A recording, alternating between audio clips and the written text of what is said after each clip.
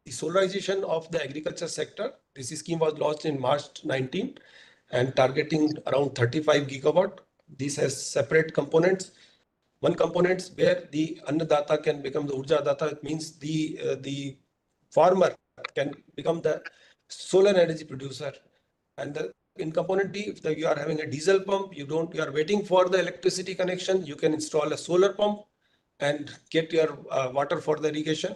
In component C, if you are already grid connected, you can connect it with the solar, you can get the reliable power, daytime power, and the states can save their subsidy, which is going to the agriculture, because most of the many states, rather I'll say, the Punjab, Telangana, Andhra, Tamil Nadu, they are giving free electricity to the farmers.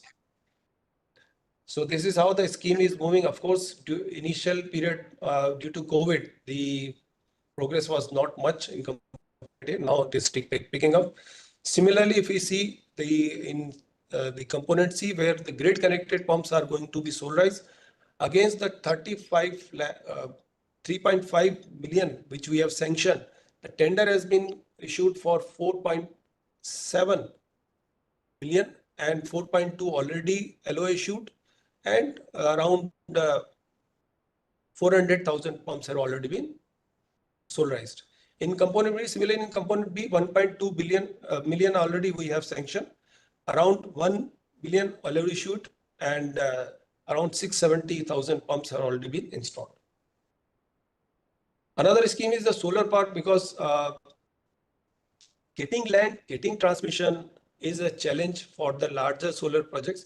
So we brought in this scheme wherein the large chunks will be developed at a solar park where the land is already acquired, the transmission system is also in place. So it's a kind of plug and play model for the solar developers. They can just install the solar plants and they feed their energy into the pooling station that has already been built in that solar park. For that, for common infrastructure, we have sanctioning 2 million per megawatt, and for the DPR, 2.5 million rupees are given. We have the large solar parks as high as this 2.1 gigawatt in Badla, 2 gigawatt in Pavagadh. It's like that. There are bigger, very large solar parks in the country now. On wind side, we have the annual manufacturing capacity of more than 18 gigawatt. We have 14 manufacturers with 31 different turbine models ranging from 2.25 kilowatt to 5.2 megawatt. So you can imagine the single turbine which can produce 5.2 megawatt power.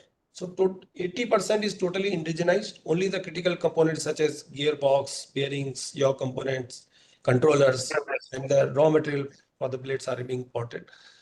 Annual 10 gigawatt wind capacity is being auctioned through the renewable energy implementing agencies, including wind, solar hybrid, and FDRE. When you say FDRE, it means the firm and dispatchable renewable energy. So instead of getting the infirm power, you are getting the firm power for a particular period. So on offshore side, Dr. Poonima has also mentioned that we have the large coastal line, and we can have the large potential of the wind power. Of course, we have already assessed, and there could be 70 gigawatt itself from the Gujarat and Tamil Nadu coast. Trajectory for 37 gigawatt bids already issued, and there is a VGF scheme has also been sanctioned. It is around 7.74 billion rupees for gigawatt, and tender for 500 megawatt for the Gujarat has already been floated by the Solar Energy Corporation of India. Coming to the National Green Hydrogen Mission, that was also mentioned by Dr. Poonima. So here we are targeting 5 million metric tons of green hydrogen annual production by 2030, out of which 60 to 700 gigawatt in the electrolyzer capacity. For this 5 million metric tons, we need 125 gigawatt of RE capacity. This will going to save the import of 1,000 billion and saving of the 50 million metric tons of CO2 emission, 600,000 jobs would be there, and the investment would be around 8,000 billion. And this all is expected by 2030. So what is the progress as of now in the green hydrogen mission? We have already awarded 412,000 tons per annum of the green hydrogen and its derivatives like ammonia and other things. On the electrolyzer manufacturing, we have already awarded 3 gigawatt per annum capacity under the PLI scheme. On the pilot side, the 7 pilot projects in steel and transport section have already been awarded. On R&D side, 7 R&D projects awarded, and the 88 stand, because we are going to have the large production of green hydrogen. So we need to develop standards for that. So 88 standards already adopted or published for this purpose. We also have a national bioenergy program wherein the different components are there: waste to energy, biomass, and biogas. This could be for the generation of the compressed biogas or the power generation. So already we have target, and we already sanctioned the capacity which is targeted. So we are on track to achieve our capacity in the bioenergy program. For getting the power evacuated from the renewable energy potential areas, we have the green energy corridors.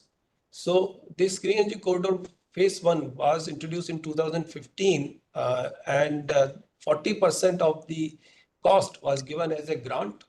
The states were AP, Andhra Pradesh, Gujarat, Himachal, Karnataka, Maharashtra, Madhya Pradesh, Rajasthan, and Tamil Nadu. And the grant was given was 31 billion rupees. And already I think we have a large chunk of disbursed.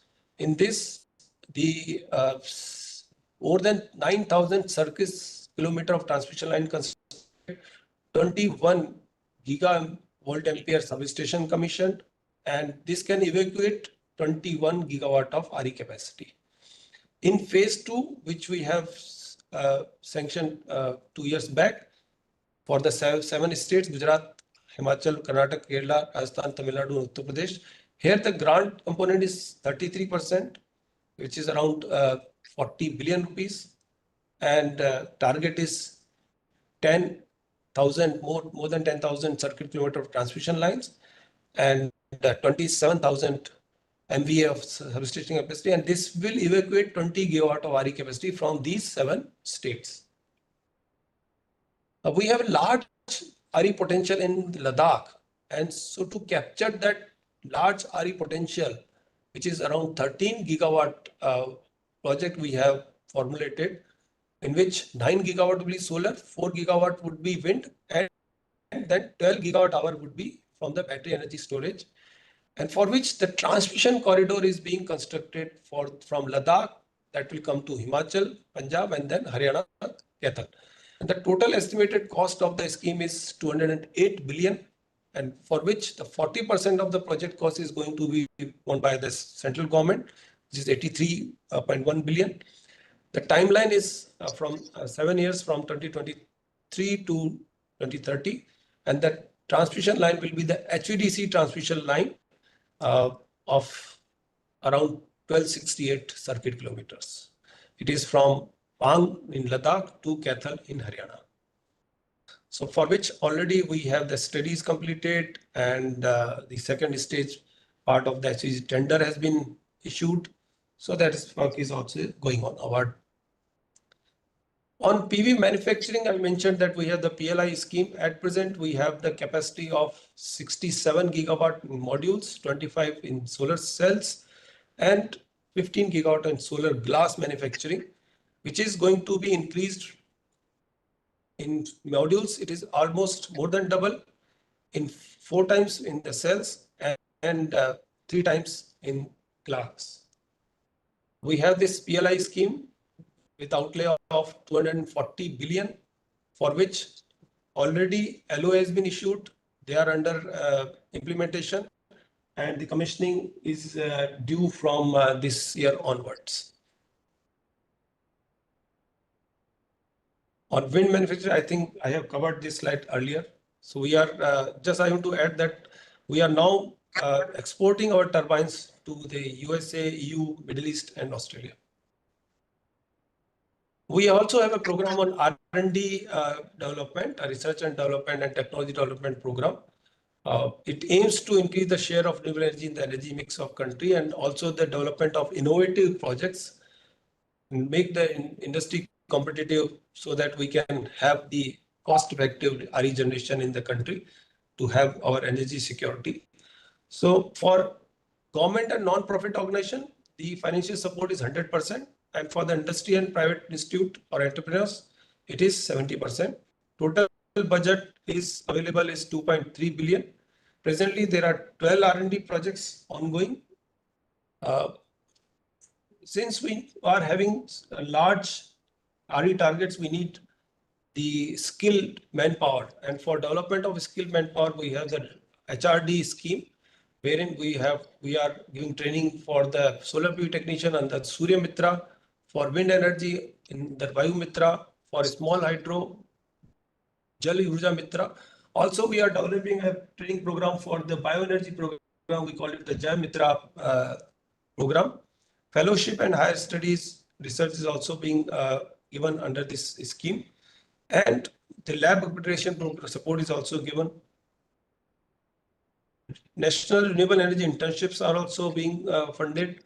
And there are certain RE chairs in some of the institutes. This is my last slide. So regarding the subject of today's symposium.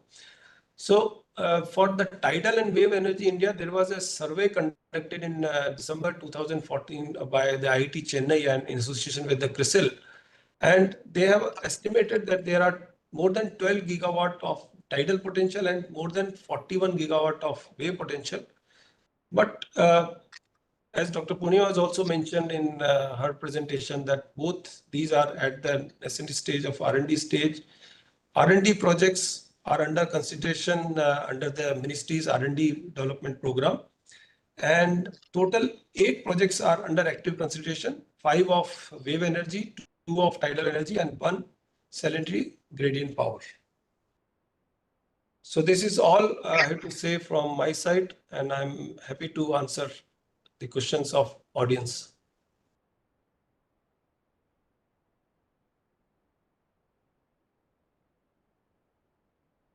Thank you. Due to paucity of time, we can have one question.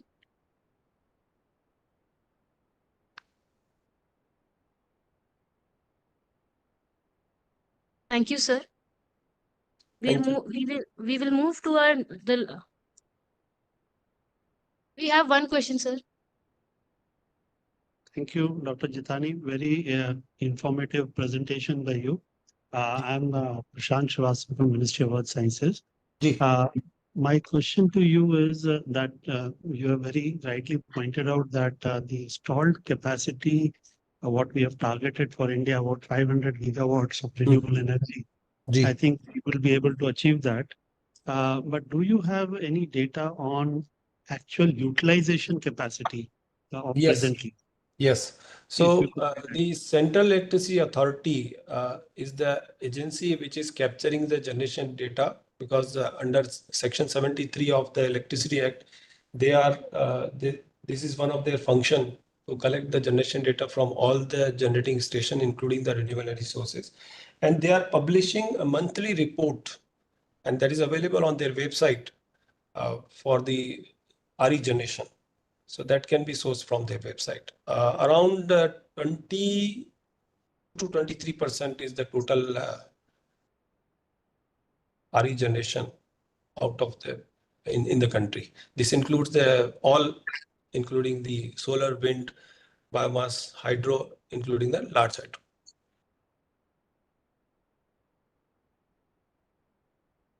Thank you, sir.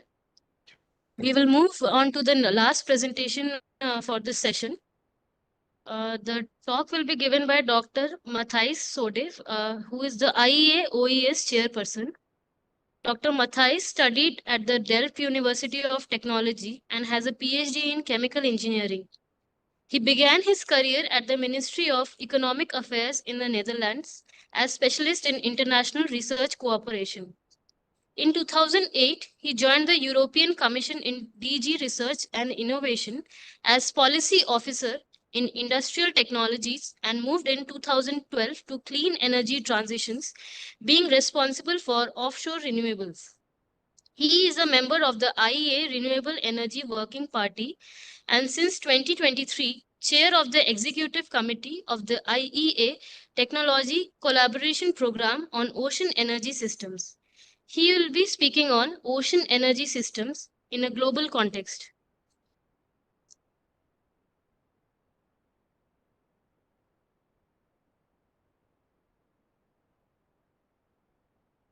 Sir, you're muted.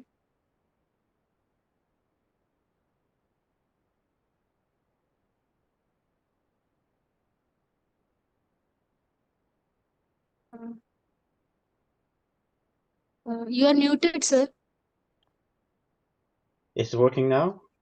Yes. I hope so. Thank you so much. Thank you for inviting me. Thank you for very interesting. I followed already some of the presentations, very interesting. Thank you for the kind introduction. I have a couple of slides. I hope it is working.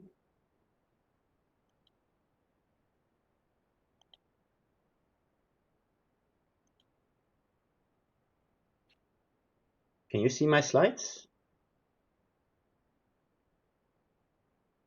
Yes, sir. Is the full screen? Okay. Thank you so much. It is Title not is full screen. okay. I will try to change the settings. Now okay? No, sir. We can continue, sir. Yeah, I will continue. Knowing as well that I in between the lunch, so I will try not to take too much time. Ocean energy systems in the global context. First of all, I think why are we all doing this? And I think it's going back already, in fact, to Paris in 2015, now 10 years ago, with the collaboration of the parties, where there was an agreement to take action to the global warming, global heating, as some are saying, the increase. We would like to really limit the temperature rise to 1.5 degrees Celsius above the pre-industrial levels. But it takes action from us. And at that time as well, there was the emission innovation starting up with global leaders saying, we have to accelerate the clean energy revolution. And it's a shared global challenge which we have, combating the climate change, generating sustainable jobs and growth. But it's, one of the pillars was making clean energy affordable, attractive and accessible, but also mobilizing and connecting global RD&D efforts to accelerate, maximizing the impact of research, development and demonstrating investments, and supporting faster, cleaner, affordable energy transitions. And the previous speakers have been already showing that R&D is still needed a lot, but also that there's clean energy transition, investing in deployment of renewable energy technologies. Every year there's a COP, and in 2023 in the COP28 there was in Dubai as well also the pledge, and it was supported by 117 countries to triple world renewable energy capacity and double energy efficiency by 2030. And I applaud the vision of the previous speaker from the ministry to have this ambition indeed to increase the renewable energy capacity as well in India. But to realize that, it's not only about tripling PV and wind energy, but we have to look as well to new technologies, new technological solutions to realize it, and to think even further than 2030, to going to 2040. The chief of the International Energy Agency, and I saw an article as well in the Financial Times saying, okay, the IEA presented a plan, the net zero by 2050 plan for energy sector is coming, but the chief was saying, look, if we would like to achieve this target in 2050, we need to come from technology. We need technologies that are not yet on the market. And marine energy technologies, especially ocean energy technologies, are not yet so far.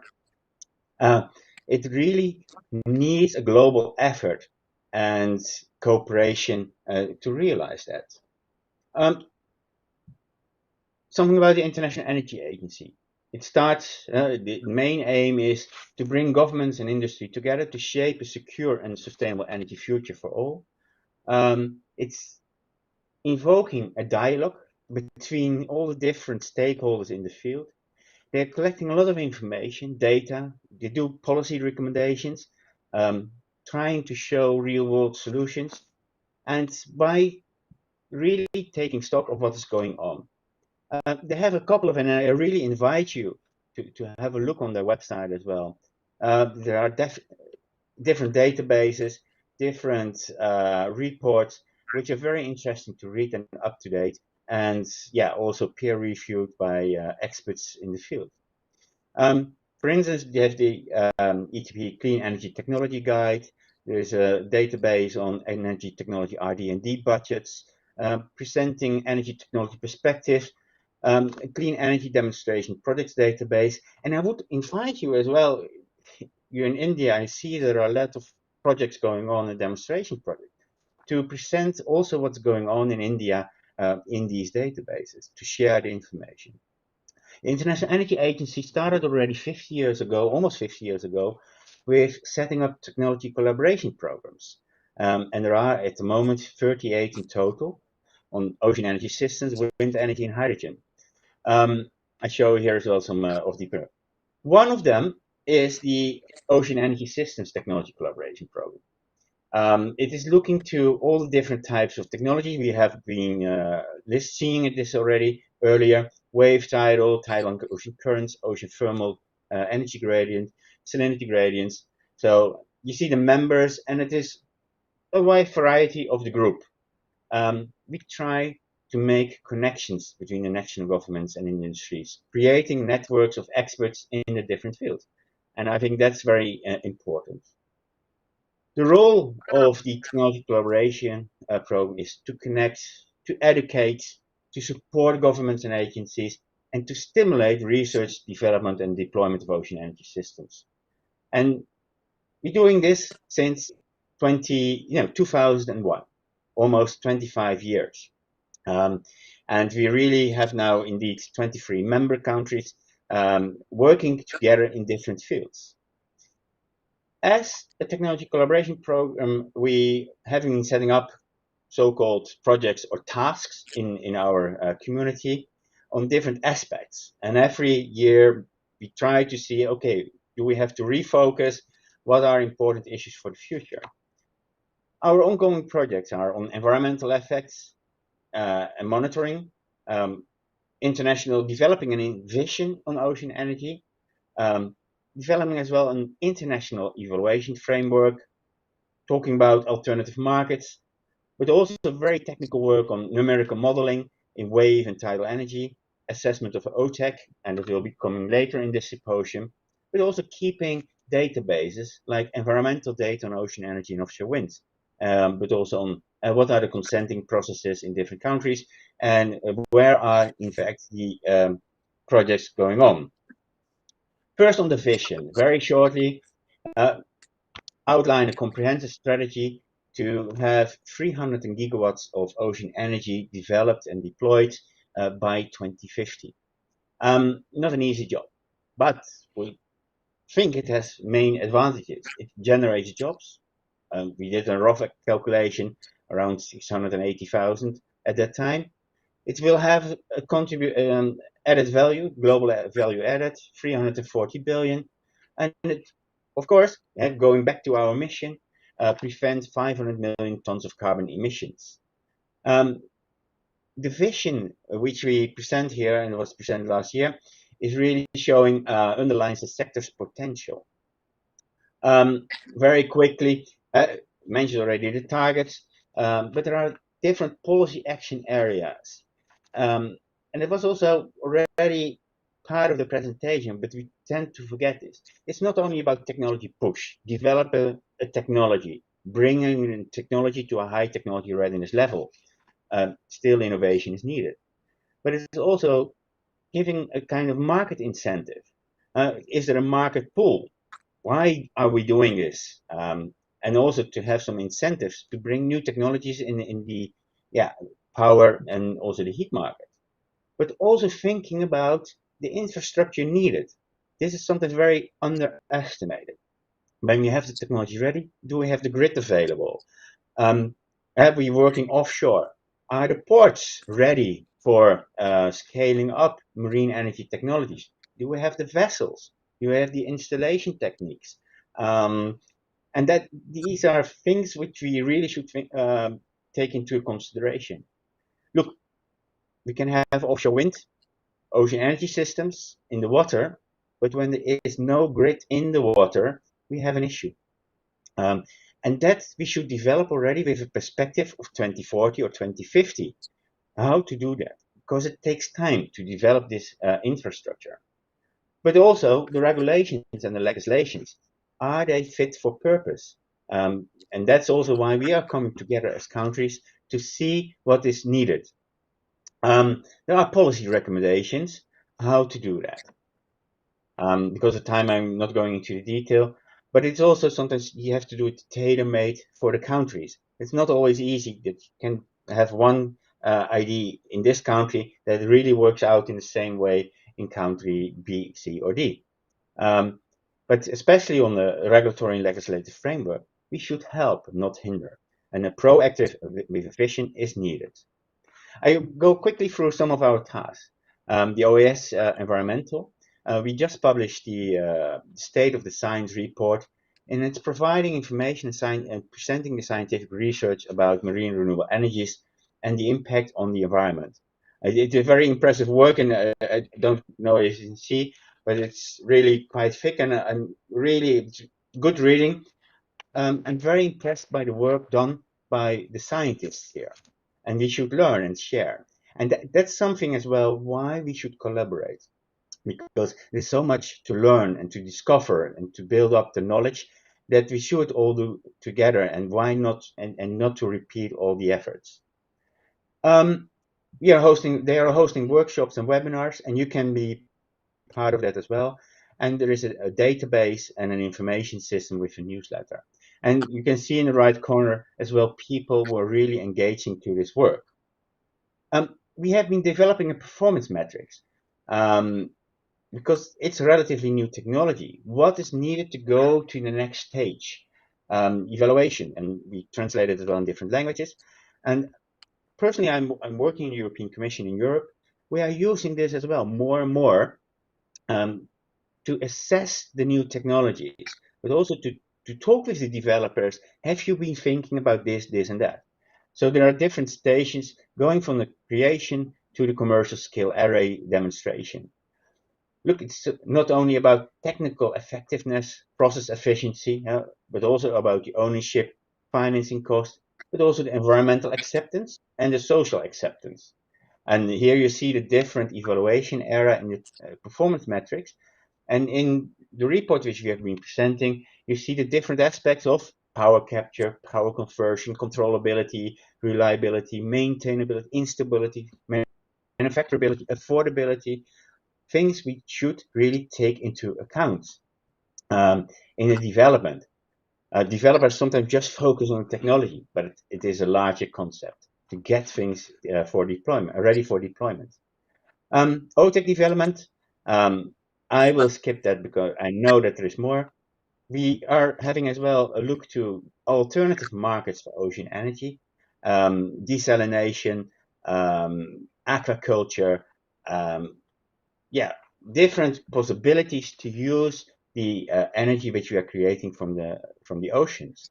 The technology can be tailored to the meet and the energy and water needs of islands and coastal communities. Something which we sometimes tend to forget is in fact the energy water nexus. It really goes together. It's very close. Look, for hydrogen you need water. For a lot of applications you need water to cool. You need it for drinking. I think it's really something to take into account. You see a couple of reports which we have been presenting. So the different markets on that respect, going a bit. I would like to say ocean energy in islands, because it's still a small scale, but islands are, I think, a very important market for emerging technologies, because there you can start with small scale installations. The needs are sometimes much higher. And also from the cost effectiveness, it works better over there. Address what are the key messages in the report. Start with small scale, address logistical hurdles, tailor the system to the specific grid requirements of the isolated areas, build strong partnership with the local authorities and utilities, prioritize environmental monitoring, highlight the socio-economic impact, and try to apply any lesson which have been learned globally. Some advancement, and you have seen already, the wave energy, tidal current, OTEC. We really see the progress in the different sectors.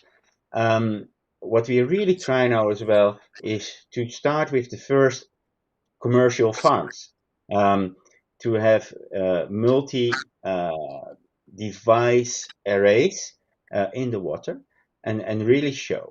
What is very important is to show the reliability over the years. We are just starting as well a couple of projects to prove that it's working longer than 10 years. And I think that's very important in the power sector.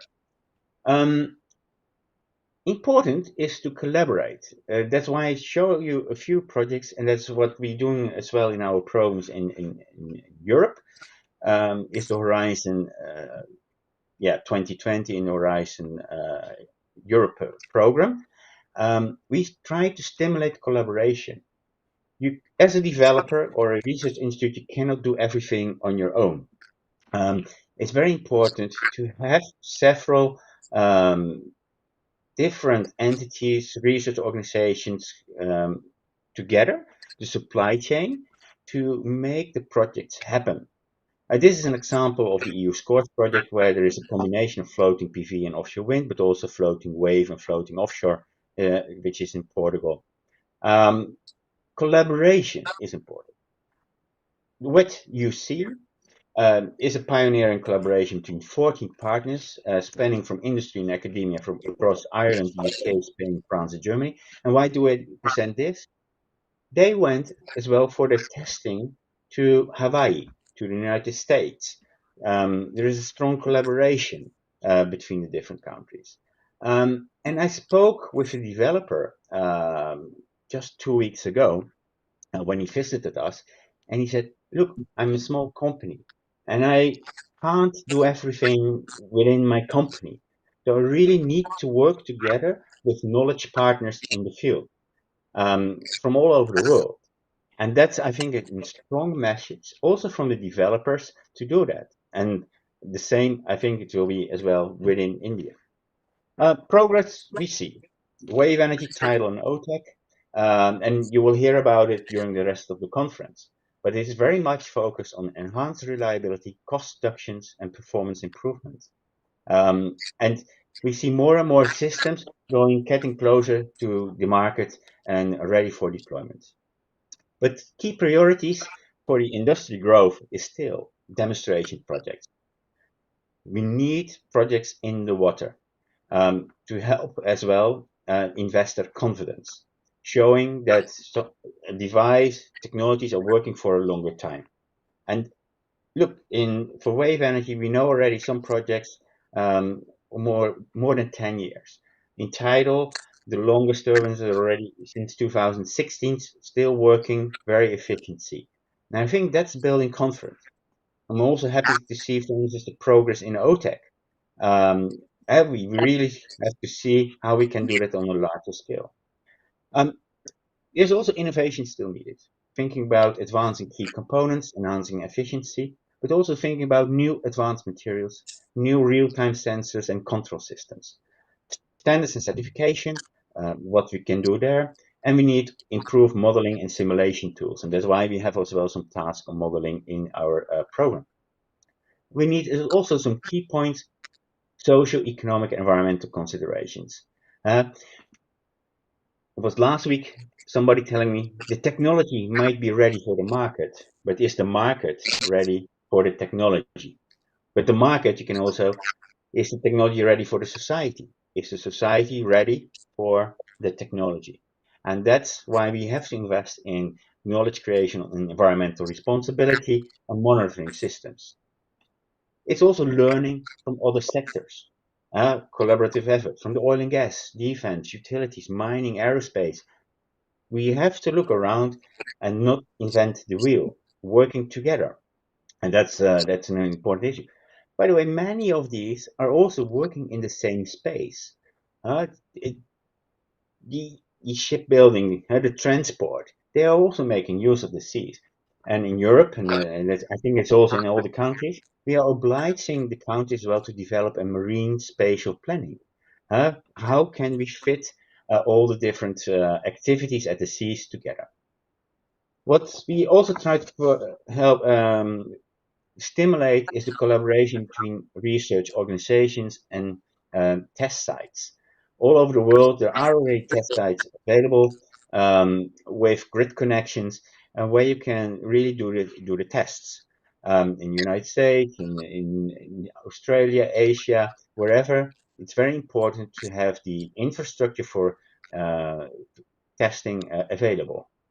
And we really, and especially in Europe, we also think about what is the infrastructure needed for the future, because that will help developers as well to test them.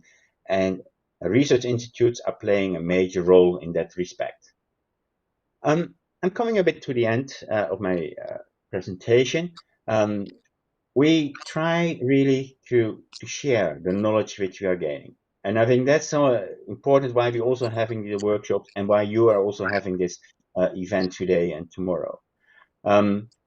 We are, every 2 years, we are organizing a large conference, the International Conference on Ocean Energy. And last year it was in Melbourne, Australia. And next year it will be in the Netherlands. But we take the key takeaways as well and we report on that. We try to put the different technologies, the progress in the spotlight. So we present the projects, and soon we will present our annual report on 2024. And so keep updated and look to our website for the updates. In the final end, I would like to express my deep appreciation for Purnima Jalihal for her dedication and leadership as well in the Ocean Energy Systems Technology Collaboration Platform in the past 4 years, but also as a valued delegate since 2016. And I wish her all the best.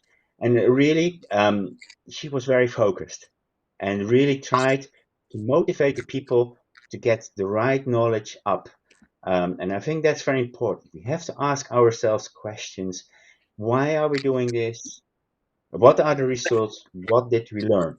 And she was really instrumental in our work on that. And thank you, Purnima, for your work on that. Thank you. And if you have any questions, I'm happy to hear. Thank you, sir. We have time for one question.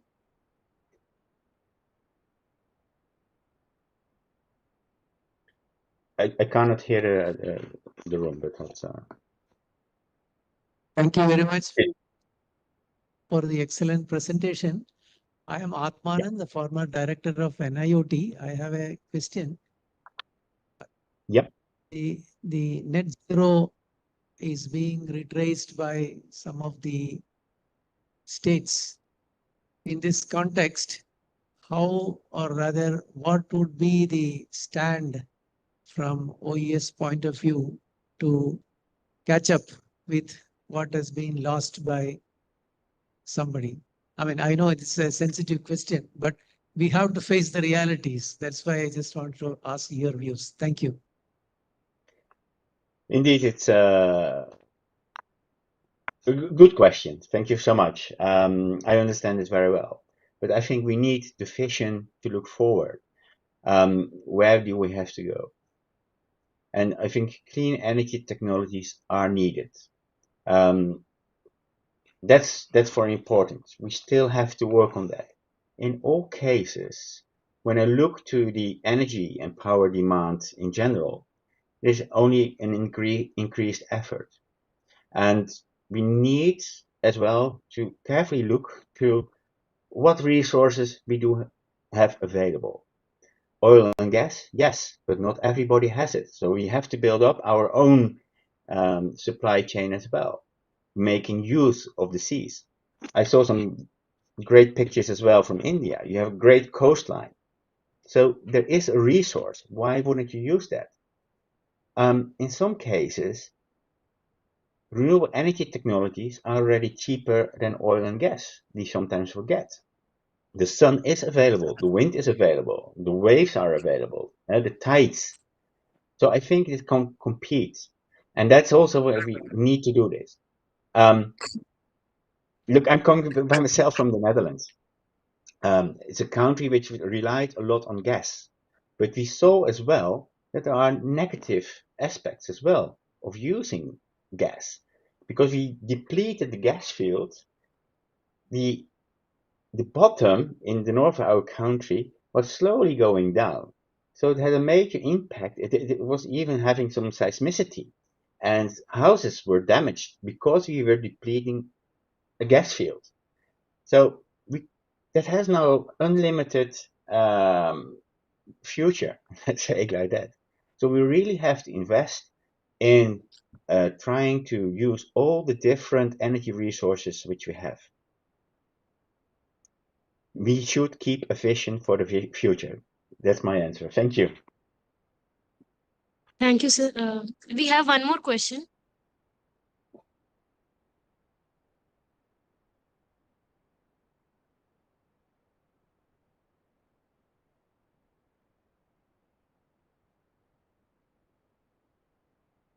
Hi, I'm Varun from 𝐷𝐶 Powers Limited. Actually, I would like to ask from a commercial aspect, what would be the levelized cost of energy for the ocean technologies like tidal, wave, or VOTEC platforms, the electricity generated from these platforms? What would be the levelized cost of energy and the unit of cost for electricity? Another good question, because we are looking into that. Look, we are still in a demonstration phase. So when you try to do the calculations now, you're getting very high, relatively high numbers. But that was the same for wind and PV 25 years ago. Nobody wanted to invest at that time in wind and PV because they were so expensive. Now it is relatively cheap, even cheaper some in oil and gas. And that's the levelized cost of energy will go down when we start with large-scale deployment. And I believe that will happen as well for ocean energy technologies. We try to target by 2030, 2035 here in Europe to have a levelized cost of $10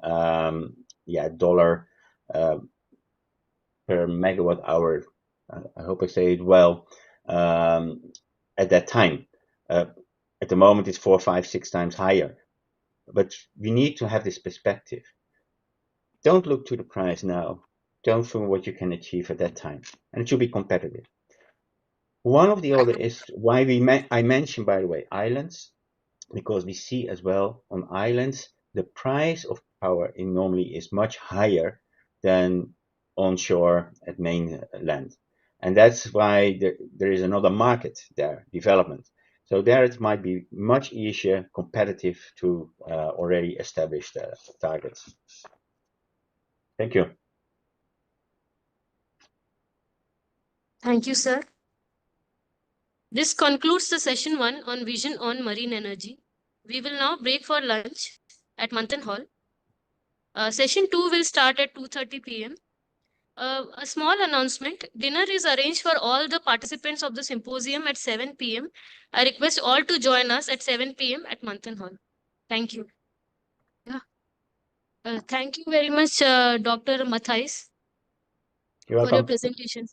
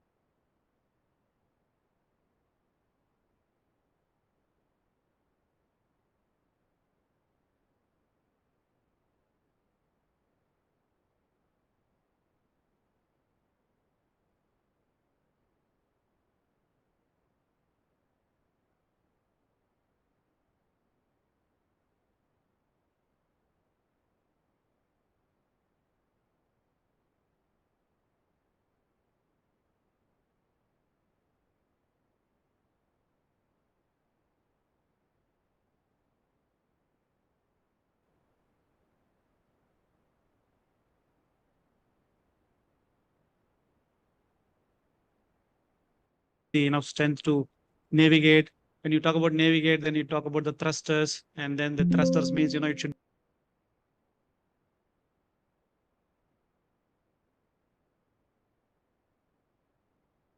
be all three dimensions, X, Y, Z. The thrusters can help us. But all of this system, if you look at the kind of weight, it is more than 25 tons. So when you put it in the water, it's supposed to sink on its own without anything. But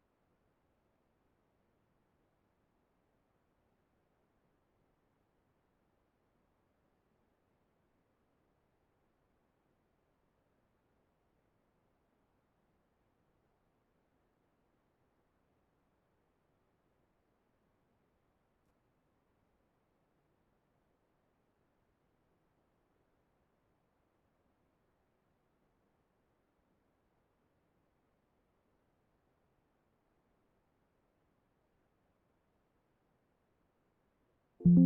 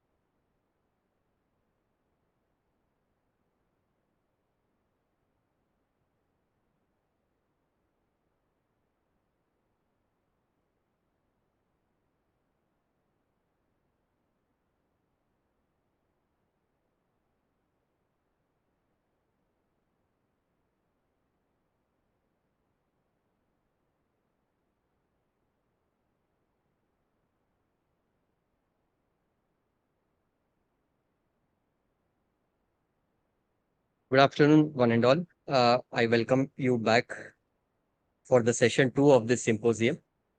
The session 2 on wave, wind, and current energy will be chaired by Commander Srivastava. May I request Commander Srivastava to please join on the dais?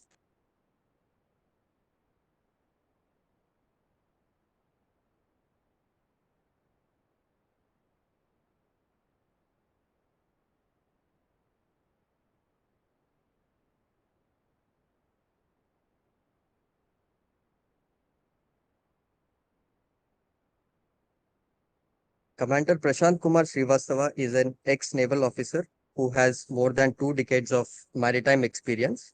He has a doctorate from Goa University and is an International Hydrographic Organization qualified Category A hydrographer.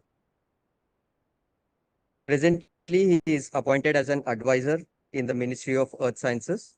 His responsibilities at MOES include supervision and monitoring of the marine sciences programs and projects being implemented by the MOES institutions, as well as the blue economic policy and governance.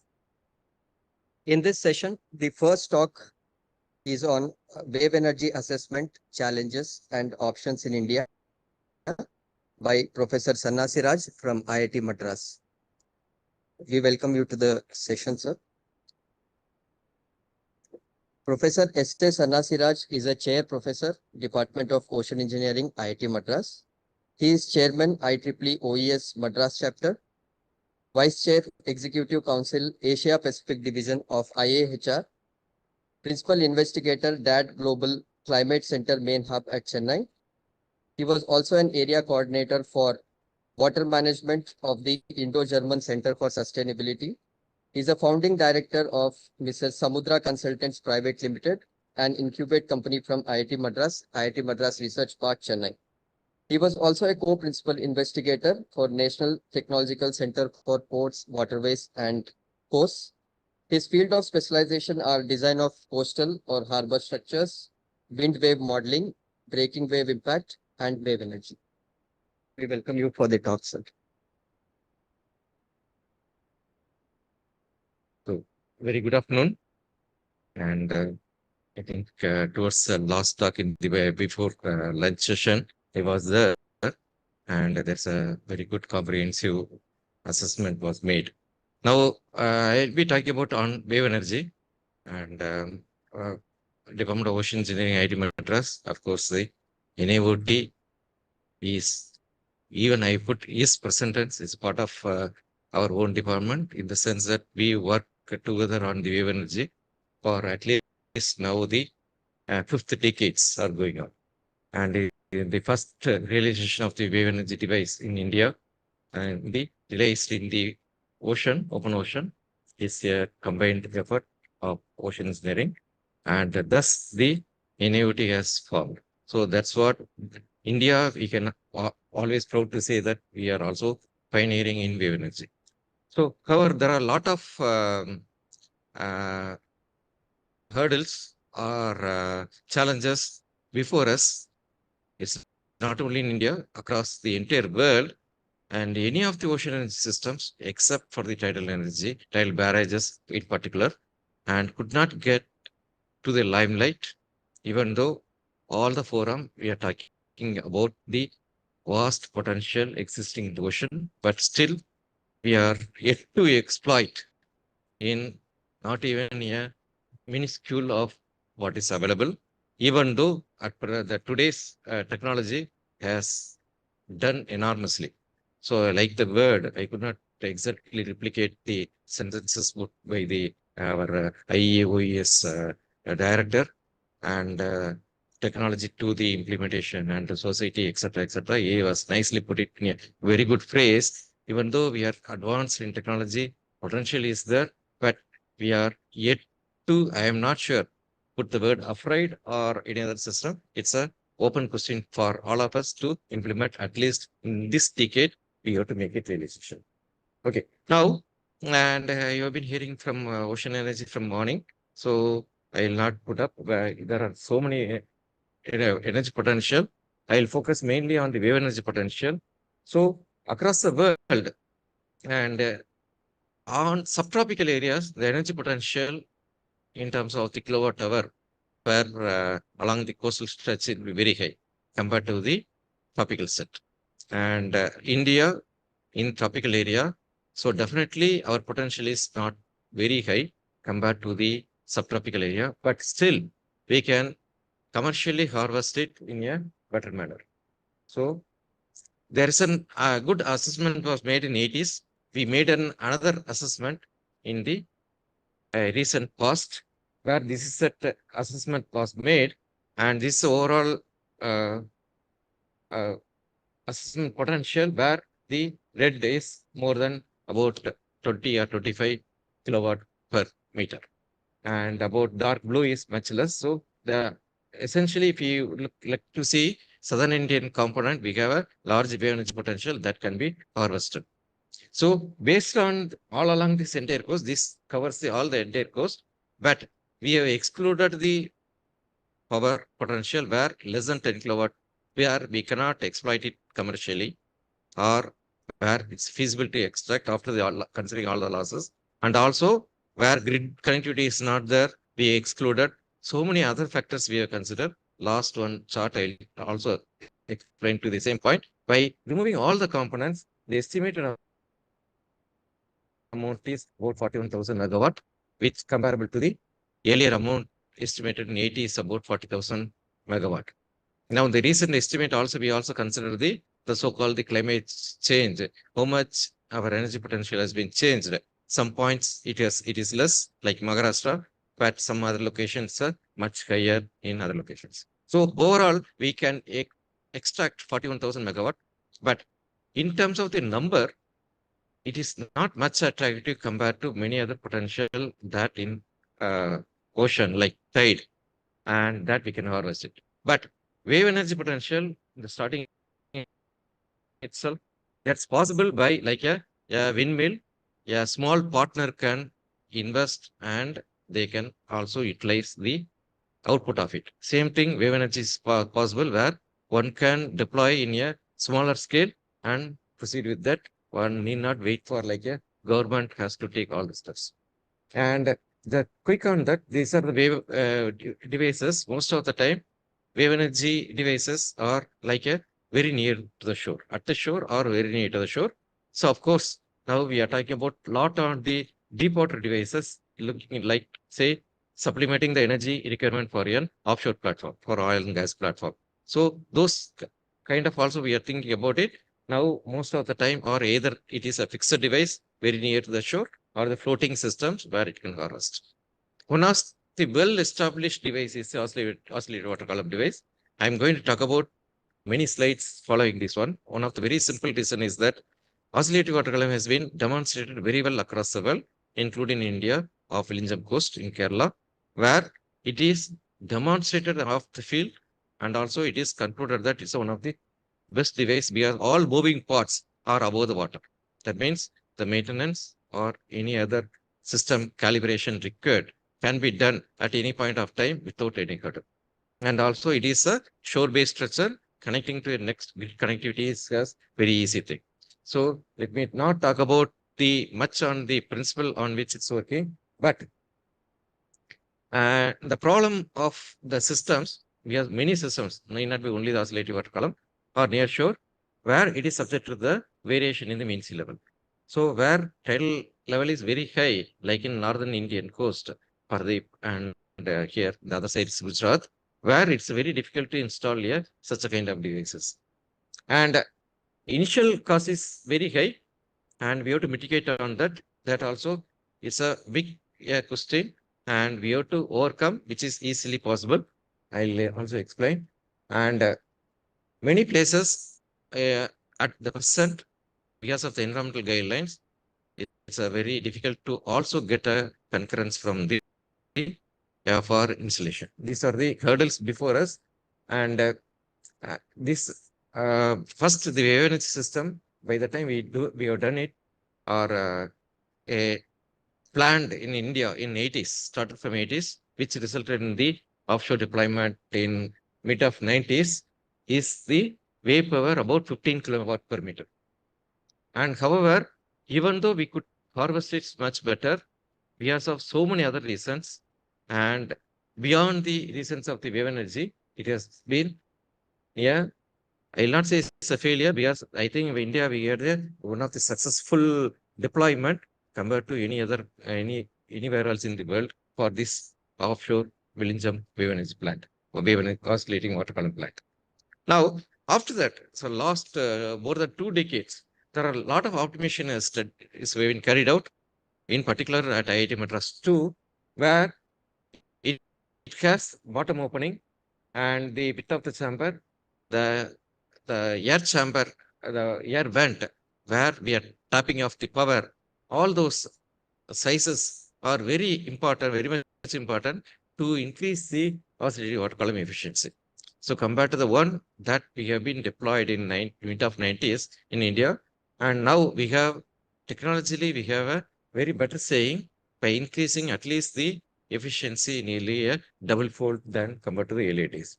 So without going through much details, and one important part that what we have done is normally this oscillating water column has like a perpendicular wall at the seabed. So what we try to see with different bottom slope, so that focusing of the energy, particularly our interest is to make the oscillation of the water column inside the chamber to be very efficient. I'll say very efficient. It's not very high or low, because both the things we should be in optimum, very efficient by tapping the entire column.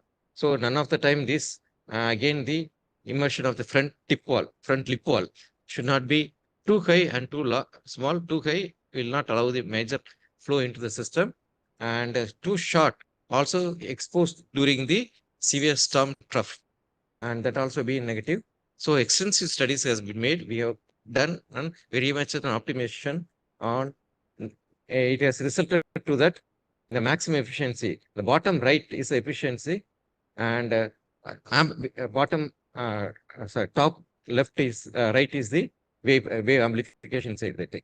That circular archetype, where this is a circular archetype, has made a smooth transition of the energy or pumping the flow into the entire system. There we can capture the efficiency above 70%. This is only on hydrodynamic efficiency. Of course, the net efficiency will be totally different compared to different stages of the efficiency. Now, this is a one part of study. We optimize all the shape. Next, based on the wing walls. So normally OWC with wing wall, it has been found to be a very efficient, because a single system will not cater to the needs of a particular region. So we should have a series. So we are going to keep OWC next to next. And when OWCs are kept next to next, it is found to be not very efficient. But now, anyway, we are going to have a gap in between it. Why not we capture the energy with that using a inclined lip wall? So that's what there has been study with perpendicular and with another every 25 degrees has been changed, and there's an optimization has been made such that the distance between one OWC to another OWC and also the lip wall to which it is extended, we combined together and we did series of experiments, and in the laboratory, I'll show you in the next slide. Okay, I'll show you later. So we made it series of that, and how efficiently we can capture the maximum possible energy in the particular region. And now, this is some simple statistics for about 50 kilowatt plant. We need about 10 by 10 meter. That's about 100 square meter footprint area. So it is about 3,000 tons of concrete.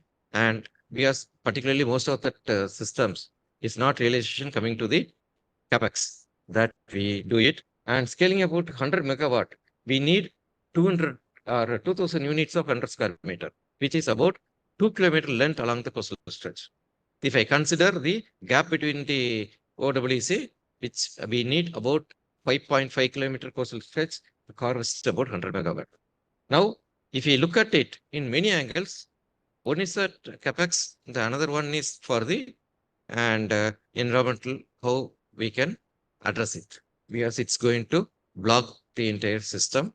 And not only we can always argue about the reduction in the wave force, but it also stop the sediment movement. So this justifies the integration of the oscillating water column device with the OWC, where we can consider the breakwaters on all the major breakwaters, because the recent developments make many major harbors are coming up, and in India already many of them they started construction. We make the outer surface full on oscillating water column device, and it has been done already successfully in Italy. And we can harvest it because many harbor breakwaters, the longest breakwater is more than 2 kilometers. So easily it can cater to the needs of a particular harbor too. Now we started looking at the other angle, where this is that coastal erosion or coastal impact all along the coast. And interestingly, wherever the wave energy is very large, coastal erosion is more. Why not we integrate the coastal protection stresses with the oscillating water column device or any other shore-based fixed device? So one of the simplest system that just to map it, offshore breakwater that can be used effectively for the coast protection stresses worldwide. And why not we make the offshore breakwaters as if shore front reduction of the wave energy impacting on the coast, as well as also the efficiently absorb the wave energy. So again, we have done an extensive study in the laboratory there are 5 systems, oscillating water column device, and plugged into a offshore breakwater system, and by varying the spacing between it, which is very efficient. So by doing so, we can effectively reduce that, or this is conventional traditional type of the section, we can make the one section to be just an oscillating water column. So add on to the capex is only nearly 20%, which including the machinery, but still yes, at present we are investing in every coastal stretch. It's about nearly 20 crores per kilometer stretch, wherever the erosion is there. Effectively, we can mitigate some of the basic investment that is required for the base stretches. So that's on the capital cost. This structure doing the dual purpose, and again, the environmental clearance is not an issue because already it is getting cleared. We are protecting the coast, and the spacing already we have done extensive optimization, and many of the hydrodynamic parameters also got optimized. So this is one of the viable system. So this is that model. This is all 5 modules kept together, and we repeated it for different spacing between it, and this captures the wave energy. So more than 60% efficiency, hydrodynamic efficiency. So this is at some simulation figures that you can see with the one chamber to another chamber with the spacing. So breakwater, just oscillating water column chamber is being plugged into the entire system to it. Now all the measurements we have made, air pressure, compressed air pressure, and the tap of how much efficiency we can convert it, all this has been already done. Okay, so by doing integrated breakwater is already well thought of, but in Indian condition, one of the very feasible location is we can integrate to a coastal protection structures where government is pumping a lot of investment for the shore protection. So next, and there are definitely point devices are very important, particularly when we are talking about the deep water. Say when an oil and gas platform, we want to have a secondary energy source. Now solar, we are again thinking of lot. Second, another source. This will be a single point system. And at present, there are thousands, if not more than 10,000 units, which are not only patented, it's well documented and it's ready for deployment. And there's one such device that we have done it in the 𝐈𝐍 platform in our IIT Madras also, where we can harvest the energy more than 80%. Again, I'm telling this is on the hydrodynamic efficiency. We would add on to the other tapping mechanism, both on physical as well as also on the electrical aspect. So these devices are also handy to us whenever we are going for discrete system, which is not very much feasible in the near shore due to many reasons. One of the very important reason is the environmental reasons. Now, the site selection strategy, and keeping all this in mind, we try to see in Indian conditions how much best the site selection strategy that we can make it. And of course, the primary criteria is what's the wave power available. If it's a less than 10 kW, definitely we cannot go for that. And if 10 kW permit is available, those sites, what other things are possible. And of course, I already discussed wherever the erosion region, definitely we can integrate the coastal protection. And wherever the wind dominator, the corresponding units can be easily done.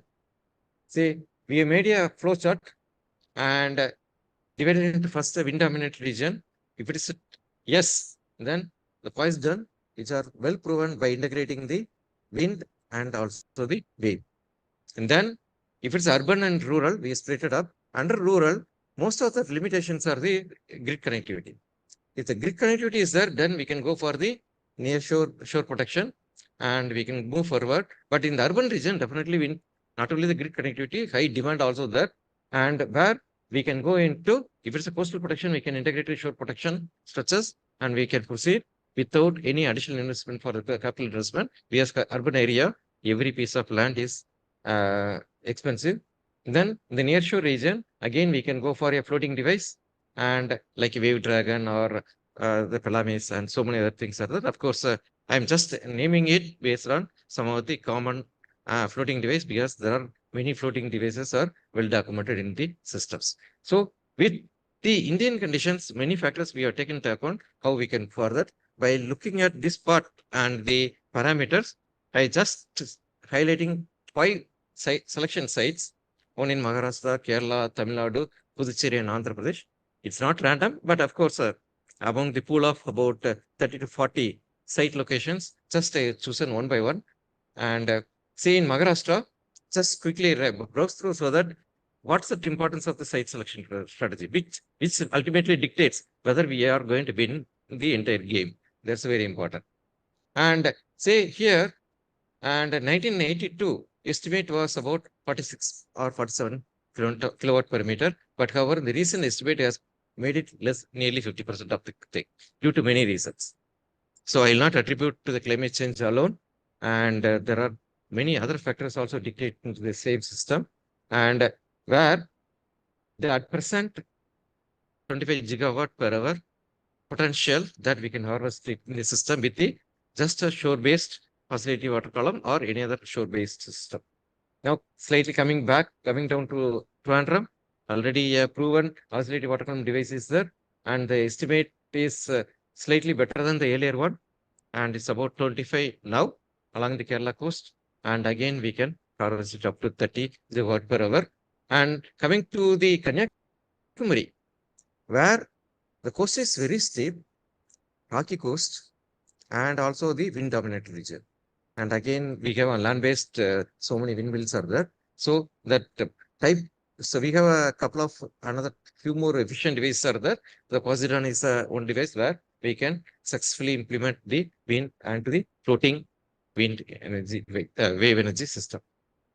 Now coming to Puducherry, of course, the recent innovative has also done a successful coastal protection where coastal erosion is prone, very prone because it is next to the shoreline, where this can be easily integrated to your coastal protection structures, either at the seawall or at the offshore breakwater systems, where not only the cost is justified, it will give the enormous, the additional positive benefits to the entire system. Next, going to the last one on the north of Andhra, and there, here the wave energy potential, again, if you see from earlier estimate to the present estimate is much less.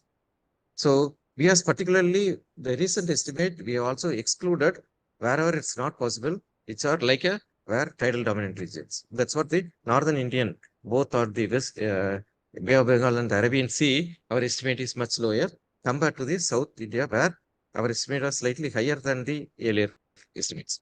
Again, we propose the floating device. One of the very reason is that tidal range is large. Any shore protection, shore-based structures, efficiency will be much less, or it will harvest only during the above the mid-tide. So these are the some examples where the site selection criteria we imposed and proceeded with it. And one important part, the need of the hour is almost it's the last one, where with the present state of the system that we have, an integrated system will work much better within the energy itself. So starting from the solar, wind and wave, which is easy to integrate immediately. Wherever the Gulf regions, we can also put tidal current turbine also together with that, so that the balance of the energy is one of the very important thing. And maximum, then null period and maximum will not have a loss of efficiency in totality. So we have to also think in a larger angle. And in addition, such a combined system in remote islands like Lakshadweep also provide a desalination, where again NIOT has successfully done in desalination. We can integrate to the entire system. With this one, definitely it is immediately in our hand where implement such a systems in India. Thank you.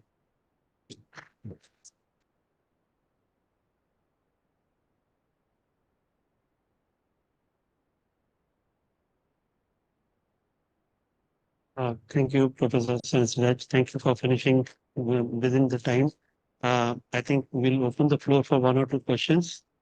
And thank you for your detailed analysis of all the studies which have been taken, site-specific studies also on OWC by your institute. Any questions? Be very useful.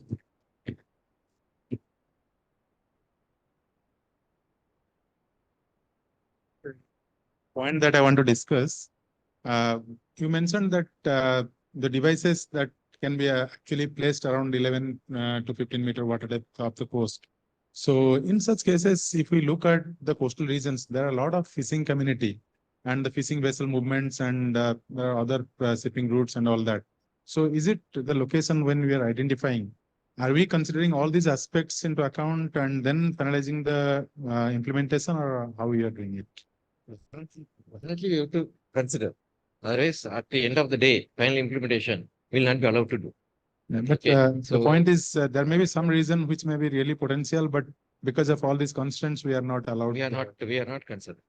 Those are many places, fishing areas or major area of fishing harbors, etc. We excluded from this one. Okay. But of course, almost India, most of the locations are fishing villages. Yes. All those things we can convince them. Okay. Thank you, sir. And sir, the second question, if I'm allowed, regarding the turbines in OWC, like in wind turbines, we have something called cutout speed.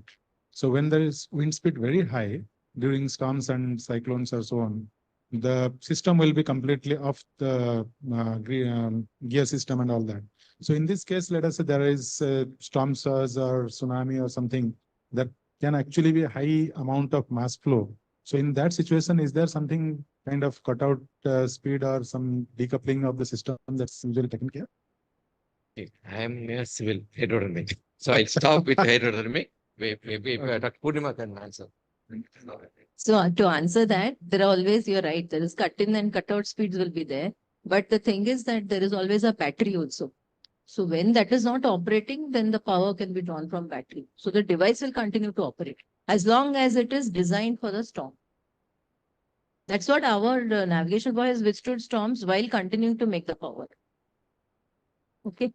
Failure of the stresses will not be there, but the energy from storm is not considered for all estimate.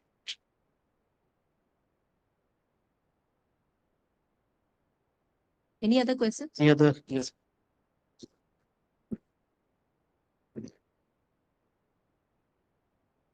Just wonder, do you gain in efficiency if your propeller was in the water instead of in air, because the torque will be more important? And that part we are not considered because for takeoff, okay, and we only estimated from the pressure from the steer. And for takeoff, that efficiency we have to add it to that. That's what I stress at many places, aerodynamic efficiency. Because at this depth, the waterproofing is a job. It's done in every ship with a propeller. So this is, it's not like 6,000 meters. Okay, thank you. Yeah. Thank you, Professor Saraswaj. Thank you.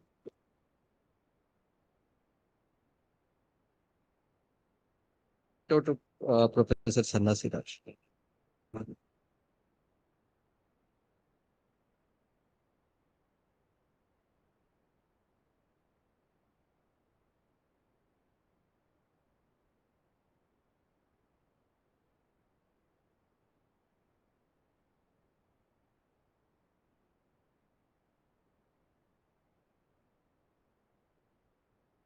The next talk is on marine energy prospects from the Indian Exclusive Economic Zone by Dr. Sudhir Joseph from INCOIS. Dr. Sudhir Joseph has served as Scientist G of the Indian National Center for Ocean Information Systems, Ministry of Earth Sciences, since 2022. In addition, he has served as the head of Applied Research and Operations Division since 2017. In this capacity, he oversees a group of scientists conducting applied research for operational product development. He led the team for pioneering work on report on marine energy atlas for Indian EEZ. Prior to his current role, Dr. Joseph served as Scientist F from 2017 to 2022. In this capacity, he implemented. So then, 20 minutes, that should be okay. Thank you. Good afternoon all. I think maybe it is not a good time to talk because everybody is in a leisurely mode after lunch. I'll try to do that. So I'll be talking about the marine energy prospects and the challenges in the Indian EEZ. Basically, as you all may be knowing, INCOIS is based into a service organization. We give advisories about ocean disasters. But somehow, we are also hosting a lot of data and we run models. So we have the potential to estimate the energy resources. So this task, and way back in about 10 years back, first request came from the the NEWE, or that time CBET, to have a estimate all around the Indian coast about the wind energy potential. So we did that. Afterwards, we had a project which was in a kind of government stage, where we thought of, we said we will estimate all the energy sectors, but when Dr. Ravichandran gave a push to us, we thought we will do it very quickly. We finished that task, and he was very much interested in completing this task. So he was, energizing us to complete this task in a very, quick, faster way. So with that, we have started this, and Dr. Purnima and Dr. Gomathi Nayakam, and there are expert team, Dr. Balaji from Director IoT, all were there in the committee, advisory committee for completing this task. So their contributions are also acknowledged. And there is an invoice team which worked in this one. So I'll be showing their list of those people in the towards the end of this session. So basically, why we wanted to have this.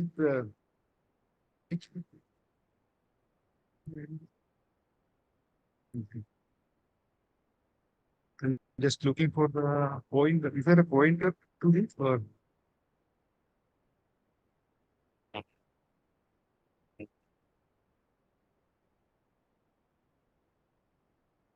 Basically, as we know, as we heard in the morning, so we have a commitment to reduce our fossil fuel emission, and by 2070 we are targeting our net zero. So India also is leading a mission for mission innovation, where we are all together supposed to achieve the net Paris Agreement goal of net zero. And marine energy is envisaged as one of the emerging sector under the blue economic framework, and consider along with the marine meteorological counterparts, the offshore wind and solar energy, generally named as offshore renewables. So if you look at the historical trend of the emissions, the carbon emission, and if you can see that there are like different ups and downs in history. During World War II, there was a depression. And similarly, when we look at this, you can see also COVID impact, and there is a rise due to China. And we can see that the rate is not that much during recent years. That is mainly attributable to these things, and also the electrical vehicle. So if there was no green energy contribution, this would have been the picture. But because of these contributions, the rate has come down.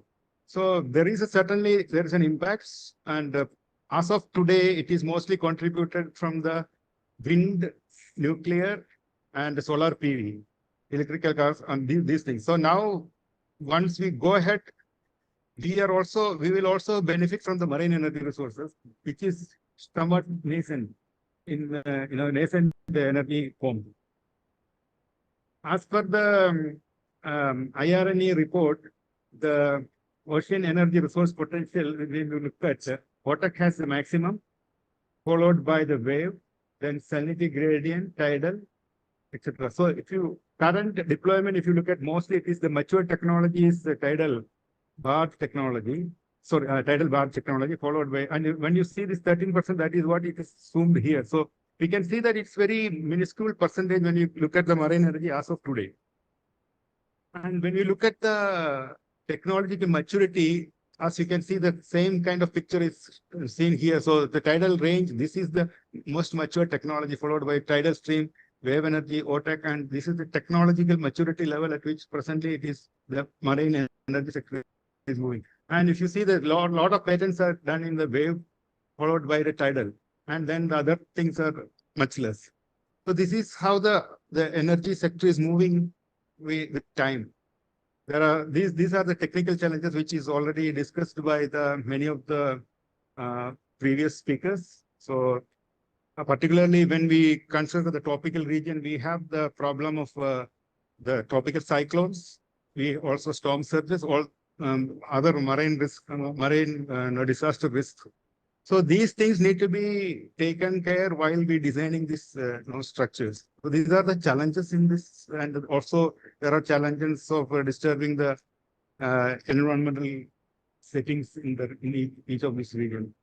So when we look at the solar energy sector, marine, the floating panels, solar panels are increasing with time. So by 2030, this is the kind of projection we have in megawatt. And this is basic the cartoon. So we have estimated this from the solar energy potential from the Indian EEZ using the Kalpana satellite. And we have used the data from 2011 to 2017. And this is the formula which is the standard formula which we have used. And this is the kind of what you see here is the annual mean, and what you are seeing here the annual cumulative accumulation, and this is the number of days where the solar energy is more than 4 megawatt hour per meter square in a day. And this is the, we have divided this Indian EEZ into different sectors: the northeast, south, the northwest, southwest, southeast, and northeast. So under different sectors, what is the proportionate percentage of this solar energy is shown in this pie chart. And we have also estimated the monthly solar energy in terawatt hour, and this is the kind of monthly variation. There is, of course, the summer peak is there. And when it comes, then we went into the wind energy. So the offshore wind energy is the next dominant energy form. And if you see, look at the global picture reported by IRENA, so we are supposed to reach 1,000 gigawatts in 2050, and USA is projecting up 16%. So Asia is 60%. So we have to gear up for all these things, this kind of growth. So in this context, we have estimated the wind energy using the CCMP wind. This is the cross-calibrated winds from the multiple satellites, which is for the past 30 years. And we have used this one to generate the wind power density. And this is also for the wind energy. So if you look at this one, so this is the wind energy, the annual mean. Here is the wind power density. We have this, the wind energy is the power density, and this is the number of days where the wind is more than 6 meters per second velocity. Here is the annual cumulative. When we cumulate for an year, how much it is, that is what it accumulated here, and this particular estimated plot, the spatial plot is showing that. Here is the seasonal change, and there is a peak in June, July, August, which is the monsoonal peak. So this is the sectoral change, as I mentioned in the previous case. The same sectors we are using for all energies, different forms of energy. So now comes to the marine hydrological energy. So that so far we have seen the marine meteorological energy, the wind and solar. And now we come to the ocean waves, tidal, current, and energy from the vortex. So the wave energy calculation, we have used this. We have used the WaveWatch 3 simulation, and this is the direct output from the WaveWatch 3. So we have used the 0.125 degree resolution model, and with a possible grid of 0.05 degree, and it is forced with a 0.25 degree ECM winds. Basically, this is direct output from the wind. So we have output from the wave model. So we have estimated the annual mean of the power density, wave power density. This is the annual mean with greater than 2 kilowatt per meter and less than 50 kilowatt per meter. This is the question which was asked by Dr. Manas, that whether there is upper limit. So this is, as per the literature, this is the upper limit beyond which wave energy protection will not be, technically feasible. So this is the number of days where the wave energy is more than within this range available, and this is the power density or annual cumulative power density. These are the seasonal change in the wave energy in the Indian coast. Then comes the tidal energy. As we know, it is mainly concentrated in Gulf of Camber, and there is another small source in the northern Bay of Bengal. So as we can, so tide is a very regular phenomenon. We have used the 12.5 kilometer Mike 21 model for simulating this. As we expect, there is not much seasonality in this one, and as we can see, this is most of the other regions are having very less percentage of tidal energy, except the Gulf of Camber and northern Bay of Bengal. So current energy is another form which is basically very less in Indian EEZ, but for the completion of the task, we have completed that estimates also. As you can see, basically the East India coastal current what is contributing to the current energy potential in the Indian EEZ. So this is the kind of the same concept, the annual mean, the more than annual cumulative energy, and this is the number of days which is available. And here is the power density. As you can see, this southeast sector is having the maximum potential in this, and other sectors are having less compared to the almost a nil in the west coast, basically. And these are the seasonality in the currents. Then comes to the thermal energy component, which is a favorite subject of Dr. Purnima. Basically, she has helped us in deriving these estimates. Basically, we have used the simulations of model, ocean model, 𝐻𝐂 for the 5 years, and then we have estimated these. We have made these estimates: the annual mean, then the cumulative, and then number of days more than the delta T is more than 18 degrees Celsius. Here is the distribution along the different sectors, and this is the kind of seasonality which we can see in this one. It is somewhat minimum because it is the thermal gradient. Salinity gradient energy is another one which we have worked on, and this is the formulation which we have used. The red technology is basically the red technology we have used, and then these are the rivers. 13 rivers we have considered. These are the kind of seasonality which we are seeing, and this is the basically southeast coast. This area has the maximum potential. This is the kind of summary table which is the energy of different forms. Basically, we have segregated this meteorological and marine energy because this is like a kind of dominating the entire picture. Otherwise, you will not even see it. This is in a fraction. So this is the summary of tables which we have arrived at finally.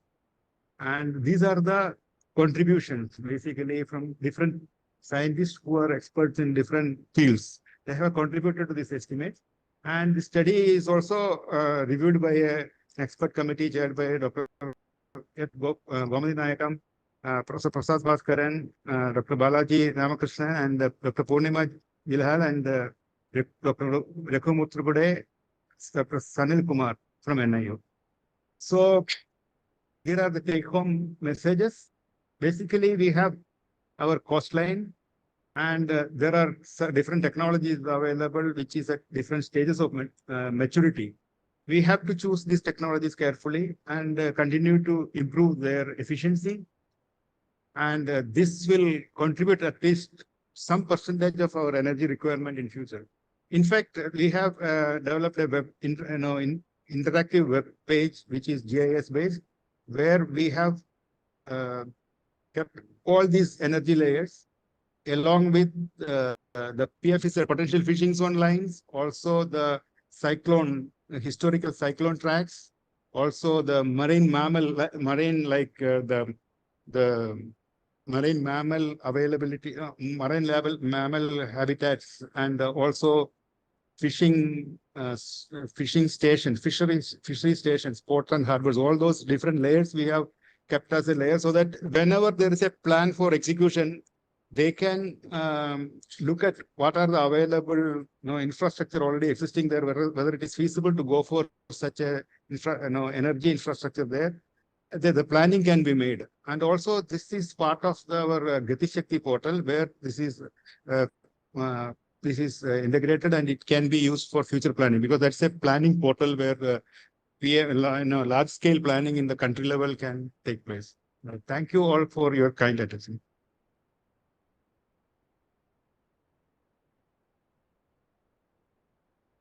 Thank you, Sudhir. In fact, I am also partly associated with the last part of the PM Gati Shakti part for this report.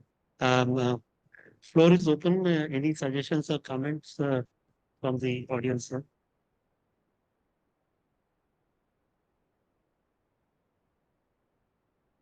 Yes, please.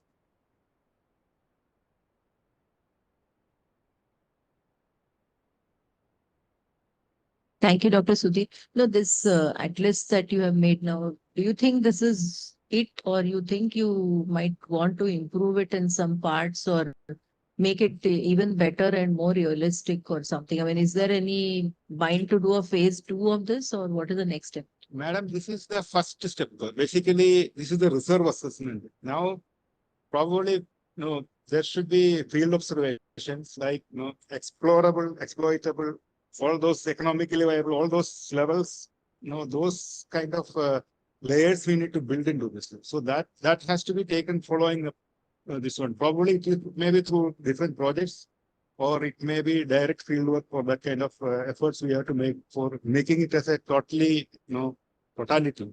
This is just like countrywide reserve. Basically, even in geological exploration, we have something called reserve assessment. And there is a difference which I think Professor Sanes has shown. It is fossil pixels, whereas we have gone for the entire EZ, which may not be, but we wanted to have an assessment of total available energy resources. Not basically, we are not looking at the practical aspect of it.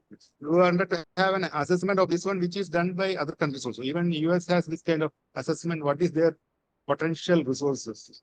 So with that thing in mind, we have gone for this. And when we come for the implementation part, we have to go for specific regional studies and also the other aspect like the economical viability and all those things. So some of these layers which we have added, so that can avoid like looking at those areas. We can focus on which area where there is a possibility or feasibility of putting these projects.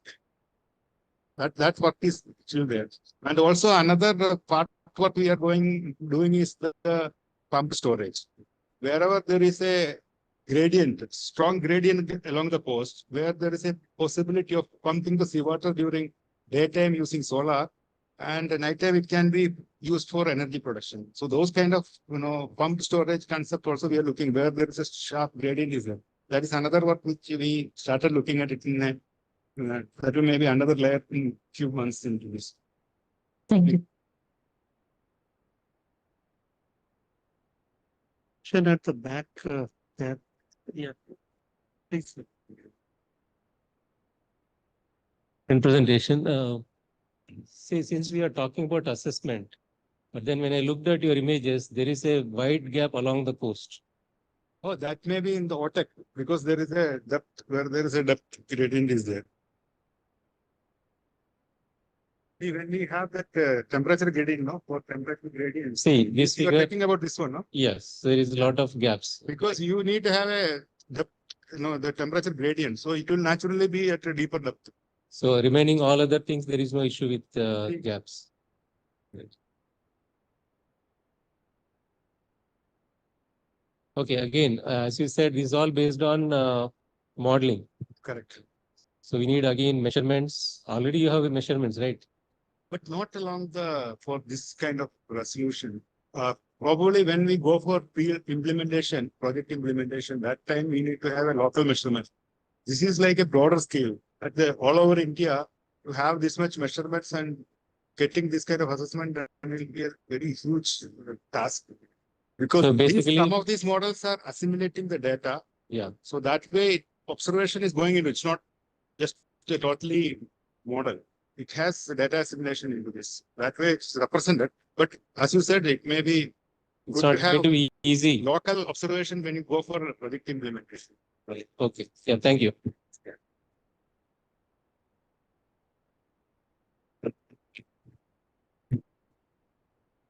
Yes.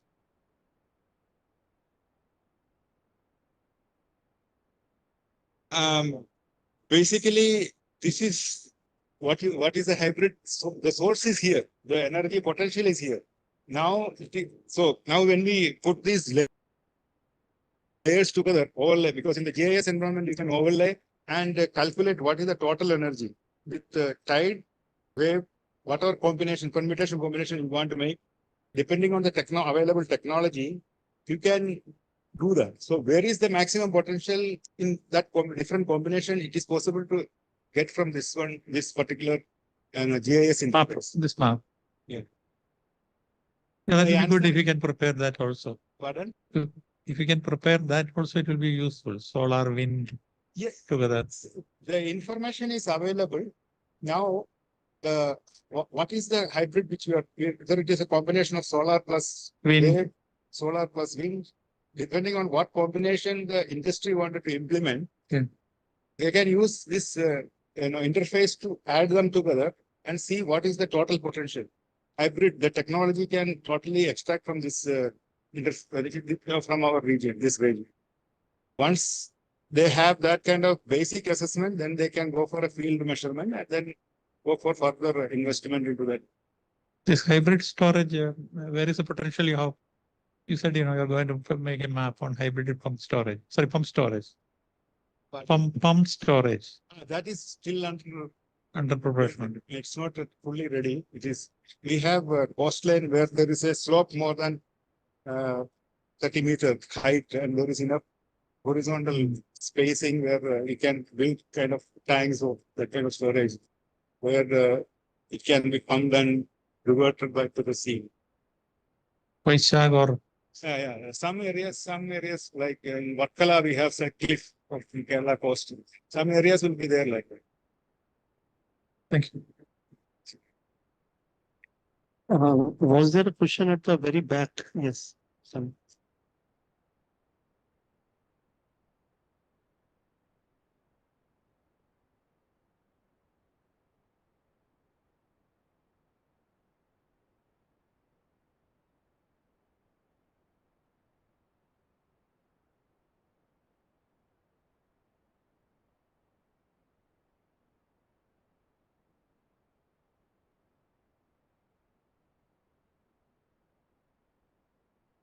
Yeah, we have estimated the accuracy of these models based on observations.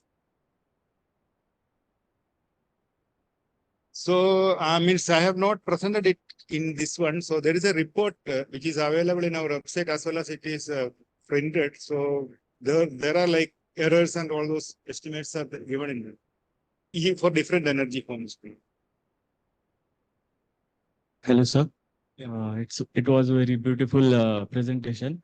Currently, I am working on the Ocean Observation System department only for my research. So can you open the last slide? I want to.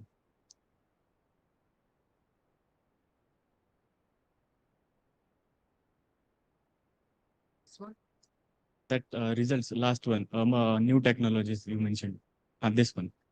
So actually, in last point, you mentioned some mature technologies. So from NIOT, there is a lot of data from Ocean Observation System, and it is submitted for every 3 hours to ENQUISE. So for that data, I am using Power BI and machine learning methods for data analysis and presenting all the Indian that all over the region through voice.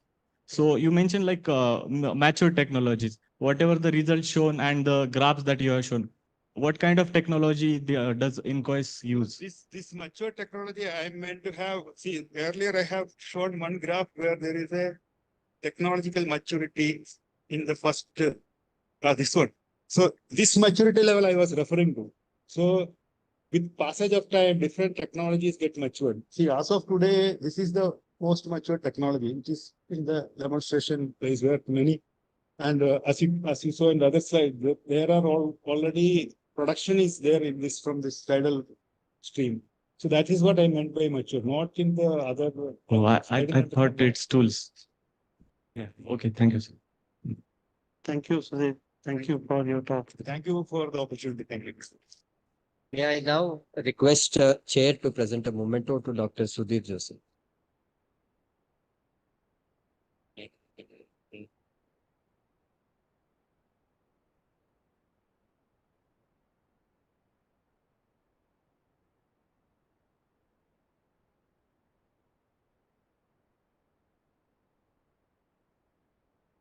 The next talk in the session is on offshore wind energy in India and NIOT perspective by Dr. S.V.S. Fanikumar, Scientist G, NIOT.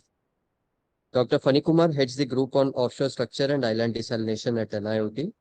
Experienced in projects ranging from desalination systems, power plant analysis to software development and fundamental research. His specialties include heat exchanger design, design optimization of LTTD system, design of riser systems, analysis of power plant systems, fluid flow, and heat transfer system analysis. Norm is don't let the speaker to introduce you. So I will go with that one. Thank you very much. My good friend Sudhir Joseph has raised a very valid question. Is wind energy, offshore wind energy, is it a marine energy or not? Okay, so I want to clarify one thing. When you say wind energy, which I am going to talk about, normally you will be able to extract you will be able to work at a level of plant load factor of around 20% within India if it is onshore wind. Because of all the obstructions that are there on land and things like that, your plant load factor, which is the industry norm to assess what is the efficiency of the plant, okay, it depends on how consistent is the wind, how consistently you are getting the wind within the cut-in and cut-off ranges, 3 meters per second and 11 meters per second at the hub height of the wind turbine, which for a 6 megawatt wind turbine, we are talking about wind at a height of around anywhere between 80 to 120 meters. At this hub height, how consistent is the wind? That determines what is the efficiency with which the turbine works. And for a wind farm, when we are not talking about one wind turbine working continuously, we are talking about within an available area, the wind, the blade diameter will be of the order of 120 meters. You cannot place two turbines within 10 diameters of each other. So 120 meters, you cannot place 1.2 kilometers, you cannot place two turbines. Within this, a wind farm will not be economically feasible if you are not talking about around 50 wind turbines in the wind farm. Okay. Within this, the entire wind farm should be operational, working at a level of somewhere around 20 to 25% of the plant load factor. That means annual average, if I am estimating 100 units of power, the actual power that I will get will be of the order of 25 units. This is the industry now. I have to establish a wind farm with at least that order of wind turbines. We have to get data consistently for 2 years to make it bankable so that some bank can finance it. Offshore wind has that requirement to study the wind for 2 years. Then the banks will be able to fund it, or industry will be able to take it. This is the background with which I am coming. So my talk is on annuity perspectives. Basically, in plain language, I would like to concentrate on the practical aspects of the talk, practical aspects of the wind energy. I am working working in the ocean structures group, where we are dealing with island desalination, the establishment of low temperature thermal desalination plants in the Lakshadweep Islands, which you heard in the morning. And we are instrumental in setting up the data observation platforms of Gujarat and 2 platforms of Jakhau and Pipavav port in Gujarat. And we also work on some mooring analysis for the buoys. And we established a beach restoration project in Pondicherry. Then we are also into establishing the structures, offshore structures, so to say. And this is the outline of my talk. I'll be talking a little bit of everything from the practical aspects of the project. Then with the background of estimating what will be the levelized cost of energy, we went into the consistent availability of the wind, and also what will be the plant load factor if we are considering the various sizes of the turbine. We did an extensive study of all the aspects that I talked about just now. And we arrived at for offshore wind energy, we will be talking about a plant load factor of at least about 50 to 45 to 50% of Kanyakumari and Rameshwaram coast, as this slide shows. And accordingly, MNRA also has now come up with blocks where efforts are being made to establish somewhere around 30 gigawatts of offshore wind by the year 2030. The first step of raising the tender for the first block is in the offering right now as we speak. MNRE will be explaining about it. There are some talks from MNRE in the same forum later, probably tomorrow. And we, from the practical aspects, we went into what are the factors that that will finally determine the cost of the project. Then when you are talking about establishing a wind turbine, especially offshore wind turbine, you are talking about establishing a long mast, which is at least 120 meters tall from the sea, from the mean sea level, which if you consider a depth of around 25 to 30 meters, it will be around 150 meters from the seabed. Then you are talking about piling it or gravity structure, which can stay there. Okay. And you are talking about a hub nacelle weight of around 100 to 120 tons, including the blades, which will be of the order of 120 meter diameter. Then the industry-wise, if you are talking about a wind farm of around 50 wind turbines, there are only few barges that can install this wind turbine in the field. And the entire wind farm is economical if the barge can install 50 units. Otherwise, it is not economical. The barge has to come from Korea, I guess. Korea or the Netherlands area. Okay. Only few such barges are available. So if, that is one thing. And you are talking about doing the entire installation, one turbine a day, in one lift or two lifts. That is the industry language. That means you attach the mast and attach the blades, two blades, raise it at the first time, then attach the third blade after you attach the first two blades. And so these are the things. So all these things will determine what will be the cost that goes into the final cost. And for doing that, when you are taking everything, where are your 50 masts that go into the project? Where are your blades? In how many vessels are you taking it? All these things. So the related infrastructure on the land side for the ports, what are we talking about? Whatever we are considering, these things will determine what will be the cost. And when there is a offshore location, where is the accessibility from the land side?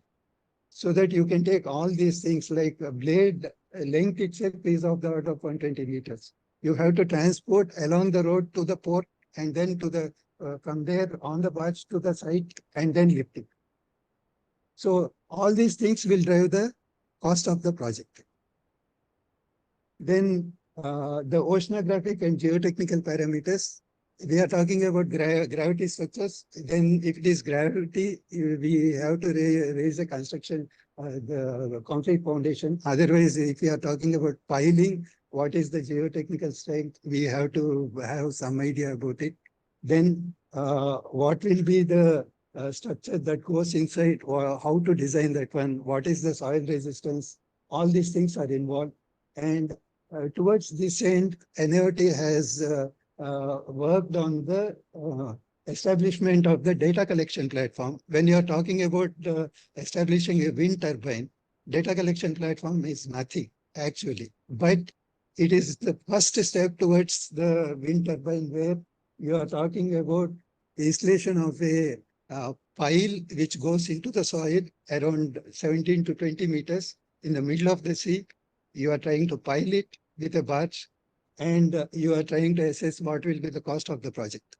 And towards this end, NIOT has worked on establishing the data collection platforms of Gujarat and of Jakhau and Pipavav ports. The Pipavav port location is at, I guess, 17-meter depth location, and it is very soft soil. And Jakhau port is of the order of, what is it, around 12-meter depth, and very hard rock soil. So we have done the design. Then we have optimized the installation mechanism where we installed the entire platform using some homegrown technology of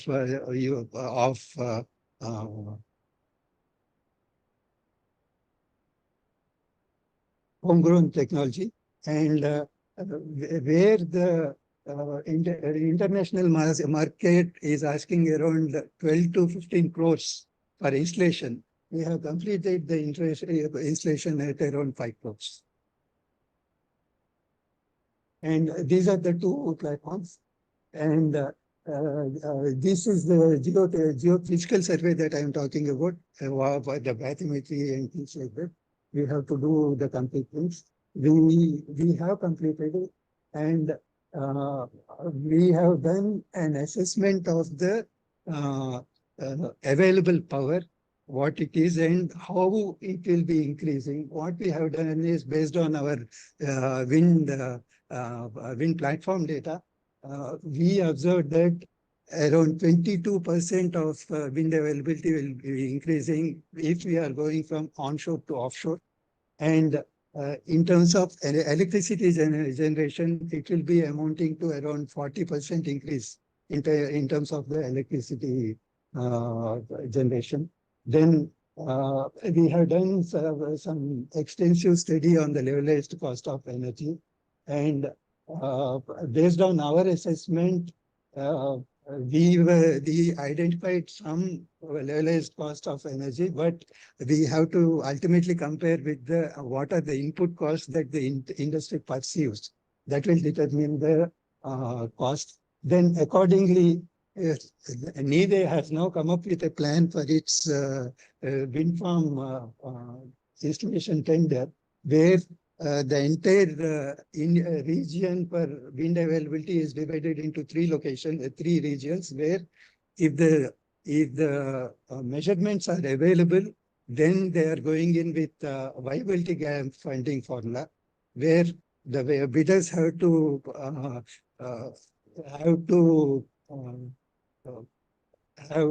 assess what will be the cost of their power and what will be the viability gap that they will be asking for.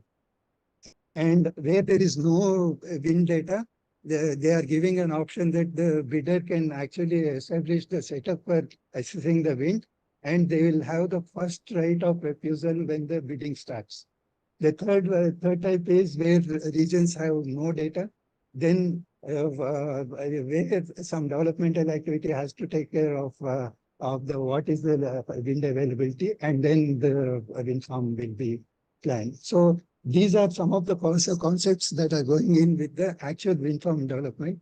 And based on this, actually, India is going ahead with its plan of establishing wind farms of Tamil Nadu and Gujarat coast, based on the data that is already available. And this is one of the activities that we started in-house. We started the observations of what wind availability within the Lakshadweep area because of our activities that are already involved with respect to the establishment of desalination plants in the island. And we observe consistent winds of the order of around 5 to 6 meters per second for around 7 months. And we have our measurement campaign is only, is only 6 to 7 months old.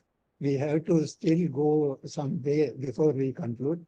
And we are hoping to install one turbine in this area so that we can, as it was being highlighted in the morning, these islands are very remote, and installing a turbine in this area will actually help them become independent during the monsoon period where winds are high, but accessibility will be very difficult during the monsoon. So these are some of the substructure concepts that we worked on. And this is the,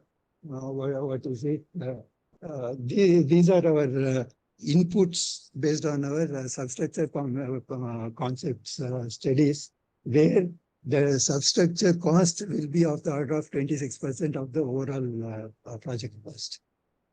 And this is our vision of how the our activity is going along.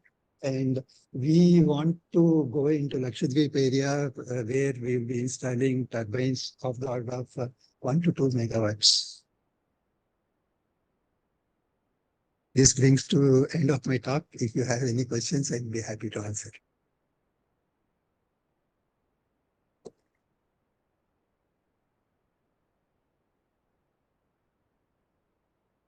Yeah, before I ask the audience to ask the question, I just want to understand, have you got any idea of the capital expenditure or the total expenditure for the 2 megawatt plant? Yes, sir. How much that would be? That is somewhere around 8 to 10 crores per megawatt. No, I'm talking about the total project cost. Yes, sir. How much? I'm coming to that. Industry practice on the shore is of the order 6 to 8 crores. When we are going offshore, it is of the order of 8 to 10 crores per megawatt. For a 10 megawatt project, we can directly multiply. But when I say industry practice, we are talking about a wind farm. So this will be slightly higher. None of those numbers will will work. match It is only one turbine. Any other observations, question?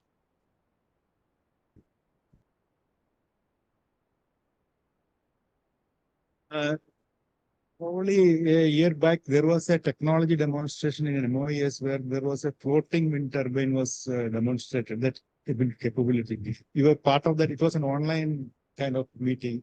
So there they were showing the Norwegian technology. They were showing the floating wind turbine. Basically, when there is a very high wind, that will bend and then again it will become straight. There is a buoyancy stuff at the bottom. And that kind of technology. You have made any comparison between this fixed bottom technology and those newer technology? To answer the bottom line of your question, when I say offshore and wind, okay, I have to talk about levelized cost of energy to answer why the wind energy is costlier when I go offshore. Okay. And then I have to come back and then say it is still cheaper because you are getting energy cheaper.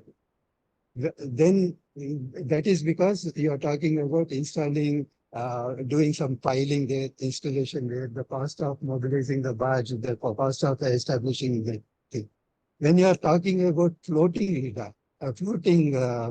offshore wind, the entire wind turbine is floating on a structure. So you are talking about establishing that structure. It's not a structure. This was having some kind of anchoring here and there. Four sides, I think.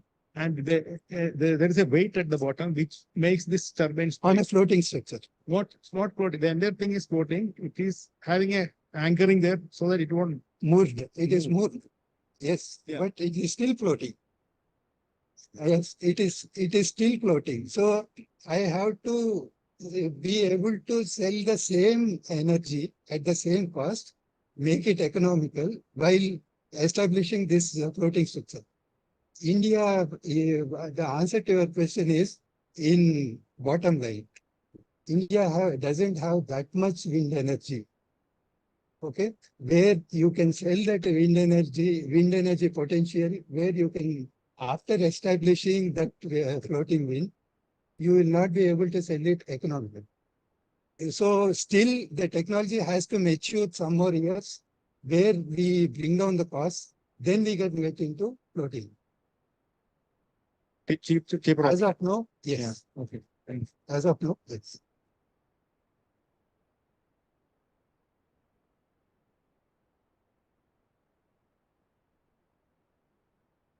Thanks for the good presentation. Yes. So I was previously with Vestas Wind Systems.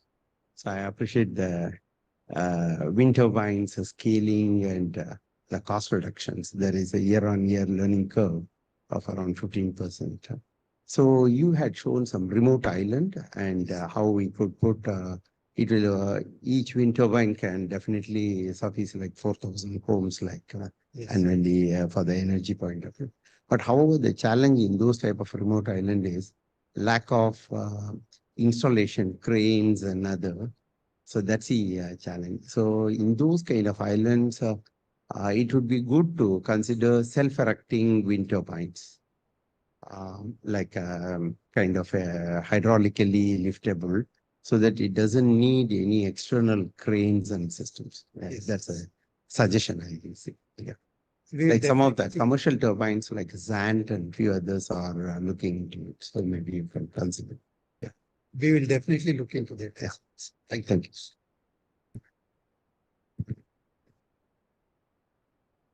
If there are no other comments or observations, I think we can conclude the session. Thank you.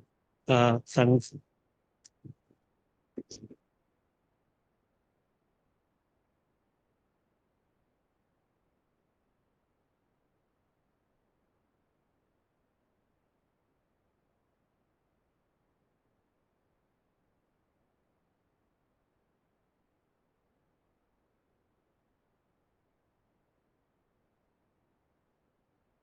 I request Dr. Raju Abram to give a memento to our chair, Sri Prashant Srivastava.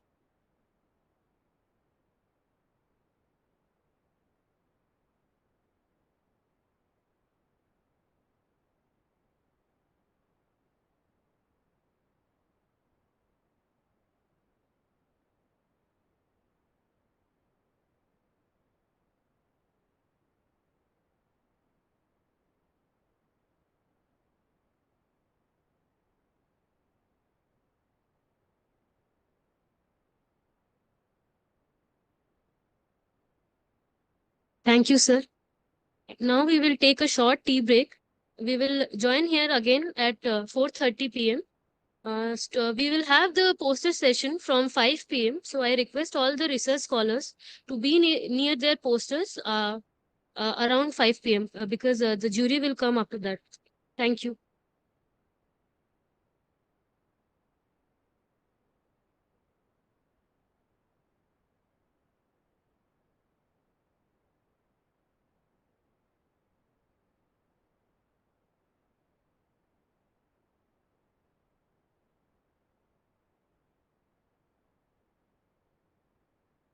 Sorry, there is a change in time.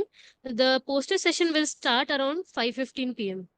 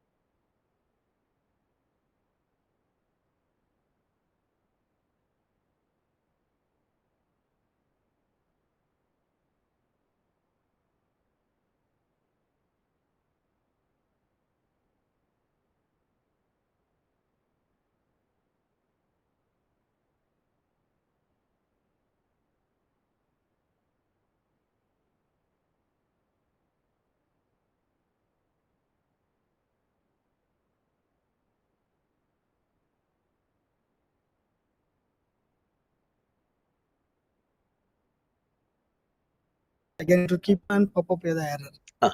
Your comments. So இப்ப we நீங்க can வந்து set, இதை share பண்ணுங்க.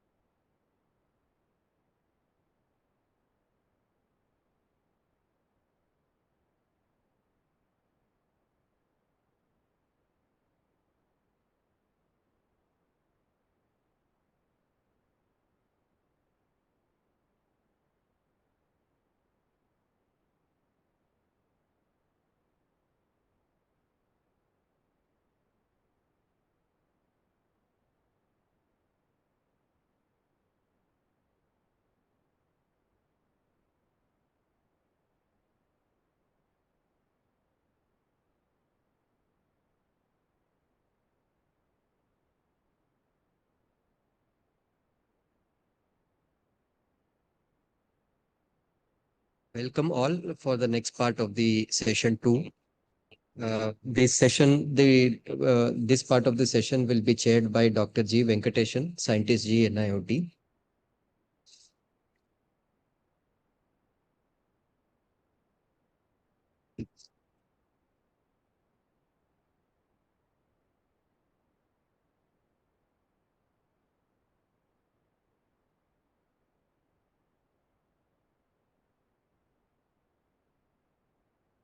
The next talk is on marine renewables towards coastal region sustainability and blue economic growth by Dr. Srikanth Narsimlu from Nanyang Technological University, Singapore.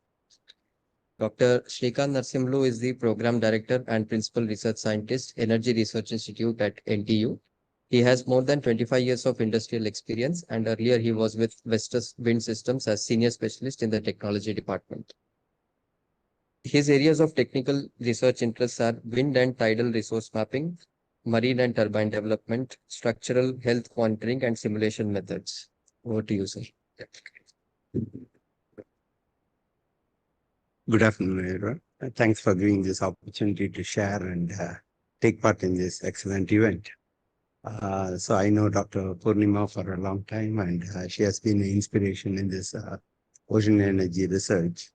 And she has been representing well in the global front, representing India and its efforts and its quest for this uptake of this renewable energy. So in that connection, I also had the opportunity to be involved with the IORA, Indian Ocean Dream Association countries, where India has been leading to promote the blue economy. So there is a think tank in Delhi, which Reliance and Tata and few others have been operating. So they have been coming up with good white papers towards giving good suggestions to the Prime Minister office. So there is a lot of good initiatives dispersed. Even I had once a chance with the Indian Navy, like in the War College, Goa, they invited and wanted to know more about tidal and how its interference to the radar and other. So such kind of very much quest is parallelly happening. So today I want to share some of me and my team's effort towards sizing these ocean energy and also the renewable energy as a whole towards a tropical region. Okay, since 2012, I have been looking into this marine energy, and I know that great work has been going on in Europe and US, Canada, Australia, and few other places. But in the tropical belt, not much work has been going on. So the specific challenges of these tropics, specifically in terms of low energy availability, in terms of resource, let it be wind or tidal or wave, you can say that's one challenge, but there is a energy craving. There is a clean energy craving for that. So to support for the sustainability, we have to size that properly. Secondly, in the tropical, degradation is one of the key things. Let it be biofouling in the case of ocean energy systems, whichever energy you take, and also like you have accelerated corrosion and many other challenges. So we have to address specifically towards that. Otherwise, the levelized cost of energy, the capex and the operating costs would be pretty high. So that is where we as a whole, like we can be different from the rest of the world to complement and also tropicalize these systems. So that is what I would say one of the key objectives we have uniquely being placed in this tropical belt. So blue economy as such is a very good forum also, wherein as the guest of honor highlighted, so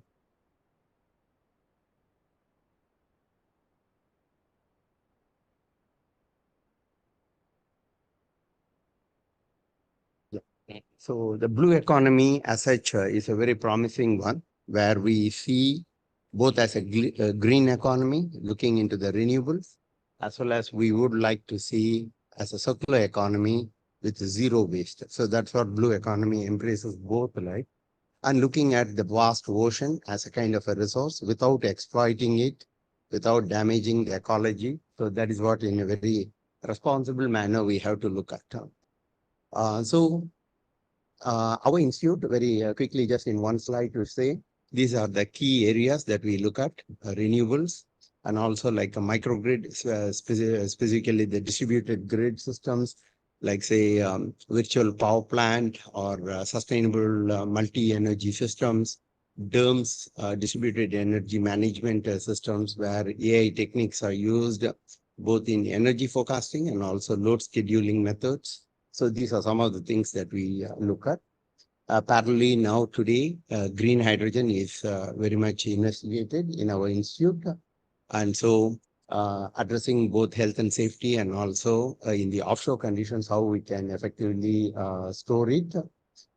Further to that, in the last silo, you could see that we see specifically addressing to the national needs, like the Marine Port Authority has a goal. By 2050, they want to be zero carbon. You know, like every ship is equivalent to like 50,000 cars. So that is where electrification of the ships is a key topic. And so the renewables, offshore renewable is seen as the energy source towards that. So these are the national goals. You could see that. So the country has a game plan of 2050. They want to be zero carbon. And there is a lot of decarbonization efforts even at the industrial sector. There is a food self-sufficiency program, especially after the COVID. The country want to be self-dependent in aquaculture and few other areas.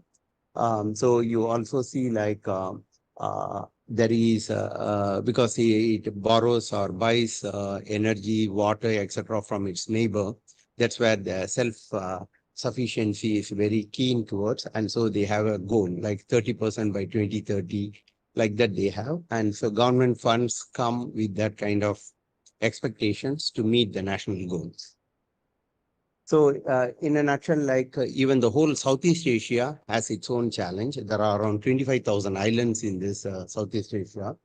And there is a kind of energy trilemma, both for population and also there is a industrialization. Every energy it is deprived to the industry, you have 15 times the financial loss. So you need to provide energy, but at the same time not affect these CO2 or the SOx and NOx kind of greenhouse gases, like, and also like food and water security, etc. All marine energy industries or marine industries require energy. So that's where one has to look at. So this is what I mentioned, like some of the big challenge in these islands are biofouling, corrosion, and all that. And they are very much diesel powered. So there is a typical state in these islands. Like Indonesia has around 17,000 islands. Philippines has around 9,000. So all these are diesel powered. So blue economy as such, like as the early speakers highlighted, there is a variety of new industries.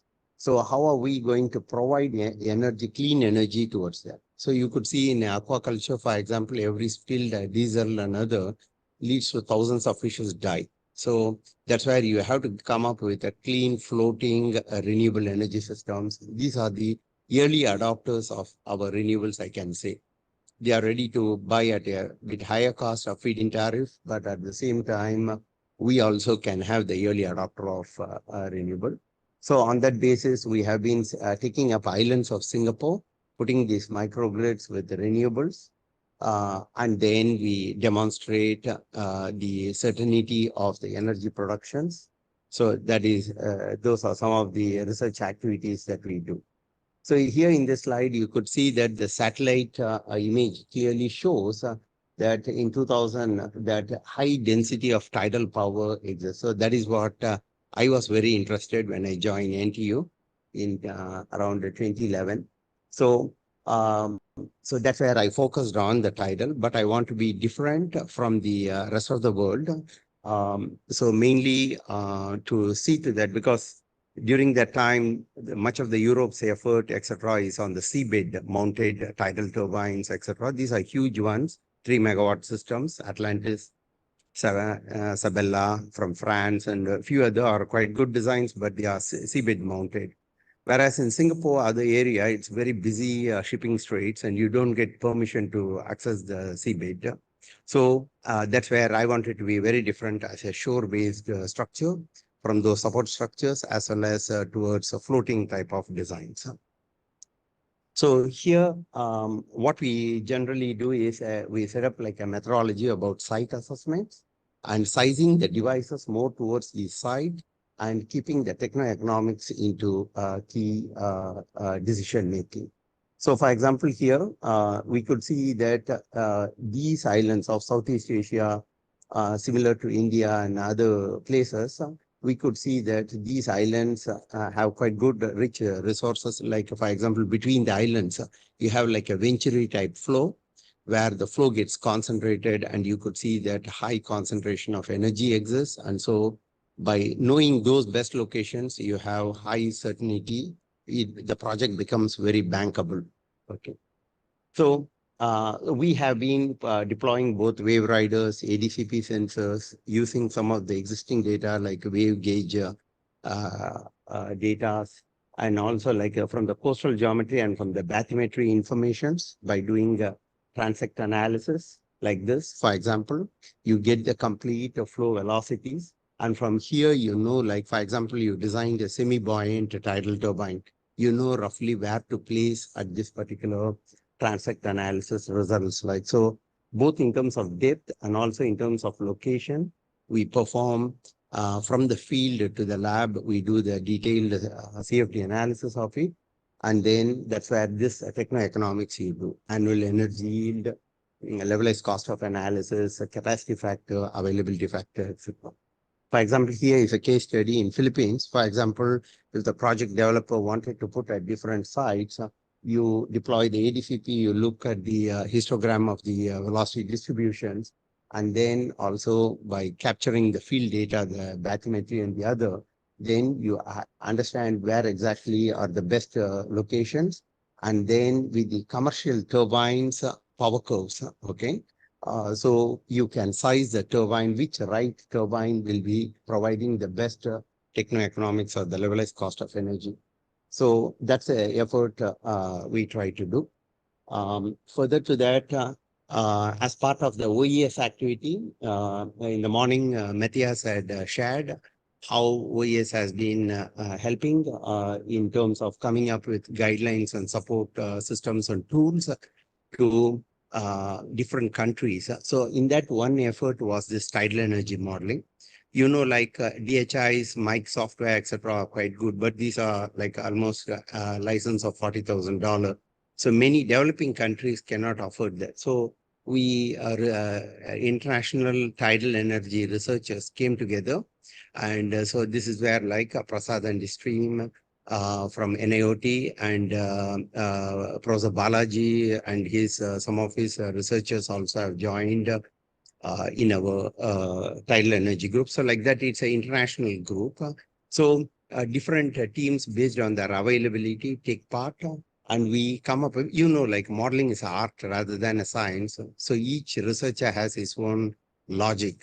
Some go for a three-dimensional modeling, whereas some may do it 2-dimensional depth average models. For example, the ocean models are being done. So we wanted to cross compare these models and come up with the energy estimates. So this is how, like, it's an online activity.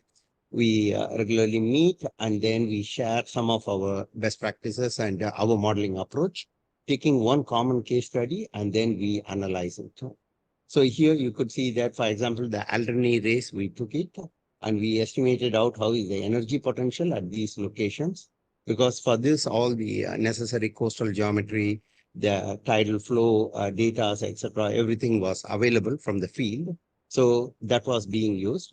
In these models, the various things like right from salinity gradient, thermocline, bathymetry, and all the informations we varied, like seabed friction and few other.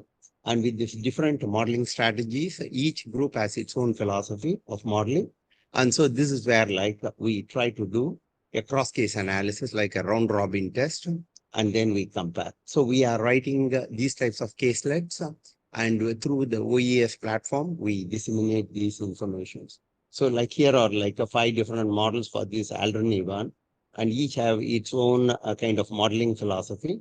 And then we compared at the last row, you could see that is the root mean square error that we compare, which is the best one, which is a quick and fast one in terms of computational hardware, which has the least expectation. So we have shared in this case. So now we did another case study of Indonesia's one of the test site with actual data. So whichever country shares that kind of a case study, then we take it for the detailed work, and around the world, we do the modeling and compare. Moving forward from these resource assessments and what kind of energy availability, me and my team, we have been doing specific focused research for tropical sites. So this is where like we try to look at how the tidal turbines have to be designed.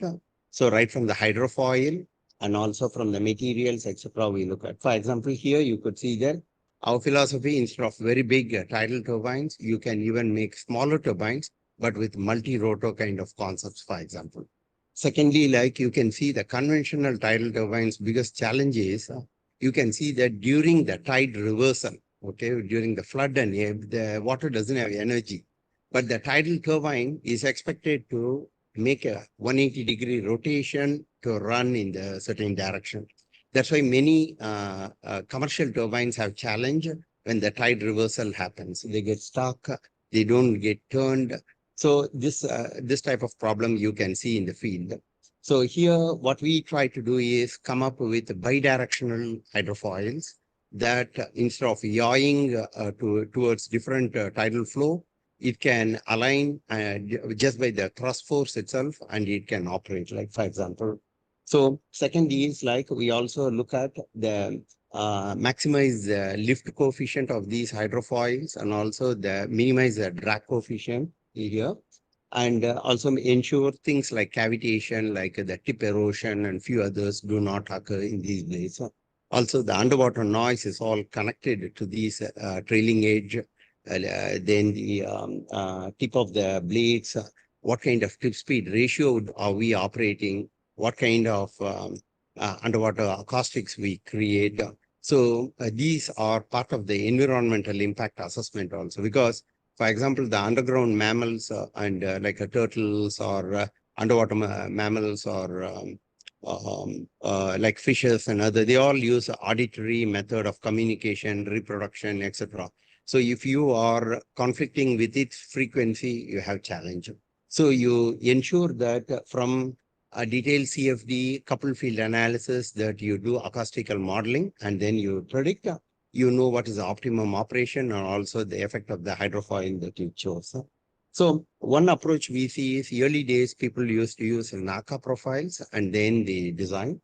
Whereas what we did is we adopted genetic algorithms to maximize for the multi-objective optimization for the low flow as well as maximize torque, minimize drag force, etc. We try to look at.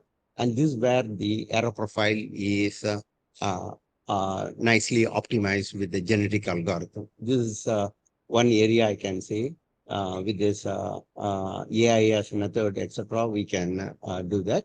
And now at a different, right from the root to the tip, we can change these hydrofoils, the twist in the blade, etc.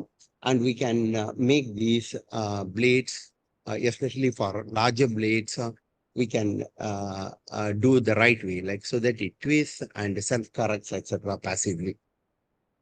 So you could see that this genetical algorithms lift and drag force, etc. based power production, etc. as well as the torque. You can see that compared to a NACA profile, you could see that it's much more better. Like so. Further to that, we have been also taking this tropical marine environments effort because, for example, in a polymeric one, like a polymer-based composite, water can seep in, meaning like a polymer can absorb the moisture, okay, when it soaks, and polymeric bonds can break out due to hydro swelling. So that is where lots of underwater composite studies are going on. And so here we try to look at how we can do the architecture of the composite and how we moisture diffusion as well as the absorption aspects are being looked at. And then we do a probabilistic model of these composites. And so right from the root to the tip, you change the splice in the composite and make sure that the effect of defects from the manufacturing also do not affect nature. So this is where, like from a probabilistic model, you can see how in the underwater one, what is the actual safety factor to be maintained, both from the stress and also from the strength point of view, and you come up. So this is the kind of the methodology we do. Further to that, what we do is we make scaled model. We test it first in the tow tanks, okay, or in the water tunnels and other. And then later we go to the field. Okay, the right side video is near Sentosa waters, where we have access to this water.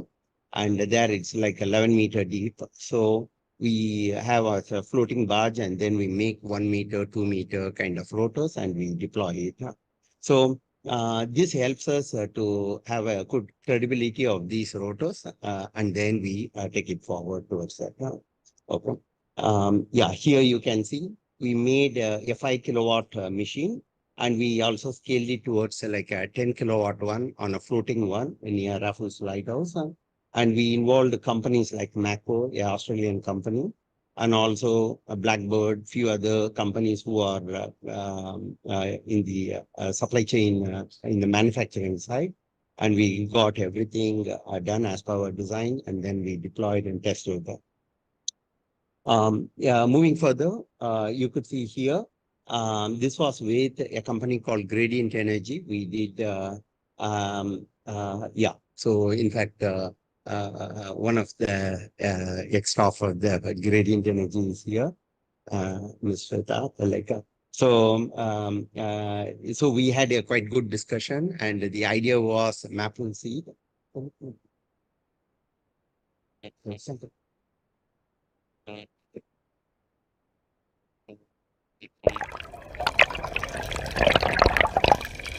Yeah, so people, so here this maple seed information is about because of its low wind characteristics.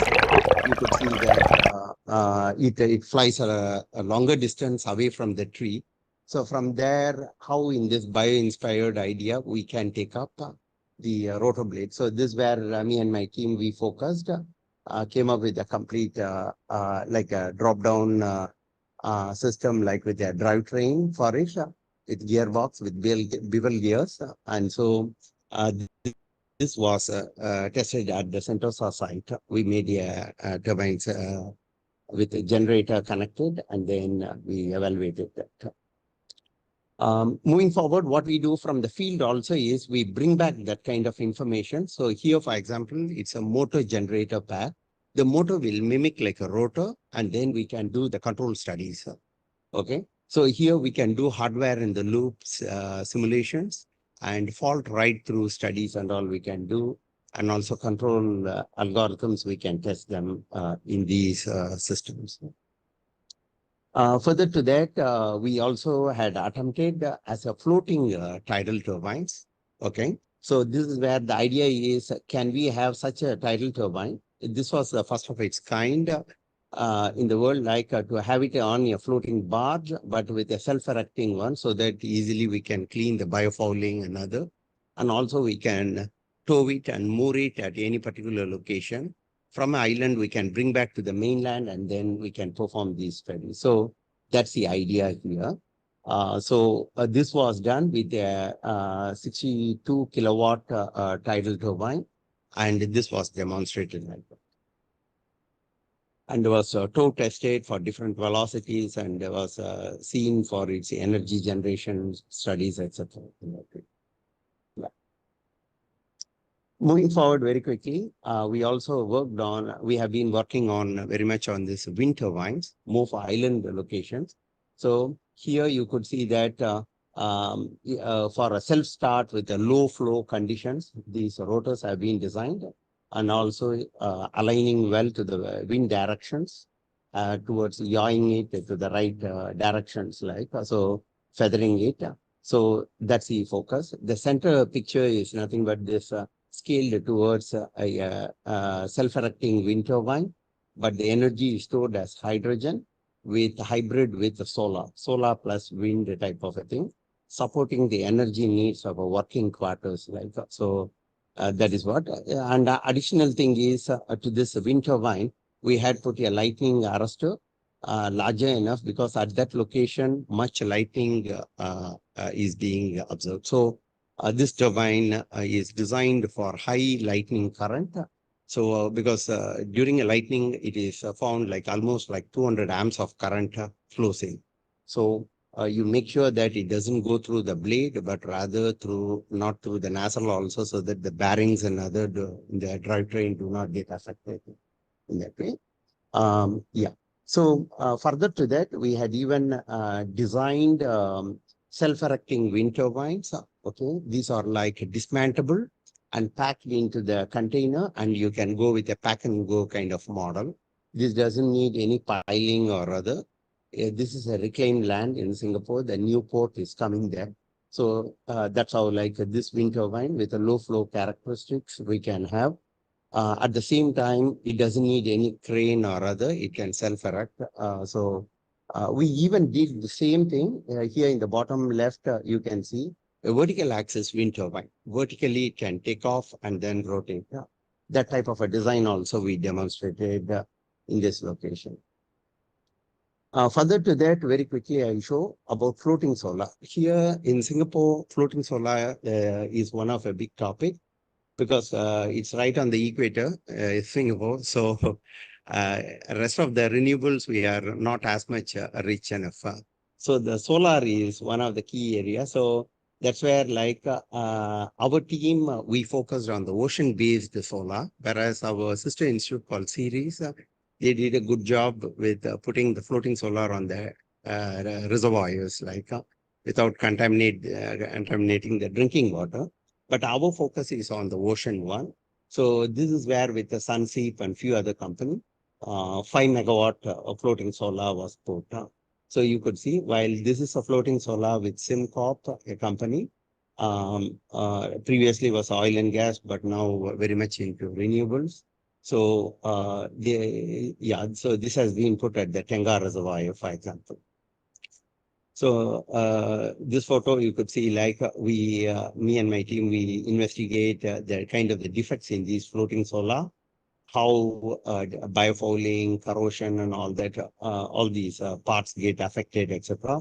Then we also look at this wind wave tidal, see how to endure these floating structures towards these kind of fatigue loads. Like, so that's a key thing. So salinity as well as the temperature, all these we have to make sure. The reservoir type of floats are traditionally high density polyethylene, okay, whereas here we have to go for much more rugged floating structures. So that's what we have to look at. And so these are all the kind of the objectives that we look at: biofouling resistance, subsea cable, fatigue resistance. So everything we have to take care of that. So what we try to do is we put in sensors to these floating solar, and through cloud-based platform, we bring it and show the operational advisory, okay, to bring a kind of certainty to this structural health. So thereby you can have plan the maintenance, etc., because it would be very seasonal in that way. So this is especially to the floating structure, it becomes very good complementary characteristic. And a digital twin of it is very helpful. Like we can tell the remaining useful life, how the strength is degrading and all those aspects, the digitalization aspects of it.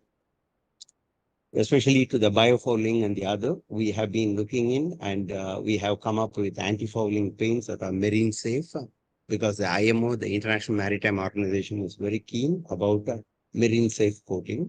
So this is one of the other key research area that we are focusing. Also on these floating solars, you have transparent foul resistant, like birds, droppings and other do not affect the solar power production. So that is where that is also being looked at. Now, in a modular way also, we design it for aquaculture, like this. Whatever the aquaculture, we do an energy audit, and based on the electrical loads, we design the solar system and we provide. So this is for small aquaculture farms, we do like this. With a lithium battery based energy storage, etc., as a small microgrid in that way. Environmental impact assessment, as I earlier mentioned, is a very key topic. Even in this floating solar, one of the biggest challenge is you are depriving the sunlight to the seabed. So the corals and other would suffer. So you have to do a lot of check, and you have to get the clearance from National Environmental Agency, national parks, and few other. So there again, the placement of the floats so that the light in between goes in, if there are tides, how the oxygen is being enriched or as the tides flow back and forth. So all these things through simulations and also field measurement, you can get actual data and you can look at it. One more recent study that we work with Philippines and also University of Bangor, UK, is like it's a joint study where we are looking at how these kind of plastic system like floating PV and floating solar come up with microplastics. So this is what my team, we work, while they are working on the biology side and few other. Whereas our interest is how from the macroplastics, marine plastic, macro marine plastic, microplastics are disseminated and how do they give rise to. So this is a big, other than climate change, you will be observing microplastics is one of the biggest killers today. All the marine mammals, the carcass of them, you cut open and see a lot of deposits of microplastics. So that is what also we look at. We ensure that due to the tribological characteristics during rubbing, etc., you don't disseminate out microplastics into the water. So these all we have to be very careful during the design itself. So this is in a nutshell, kind of, this is only a partial list here, but this is how like we collaborate with the industries and also with research partners and also with the sponsoring agencies, the government side, towards forming research projects, both doctoral studies as well as industrial projects to do that. So the key interest is in this blue economy, like offshore data centers, and also like in terms of say shipping or tourism and like things like floating homes and other. We try to work with the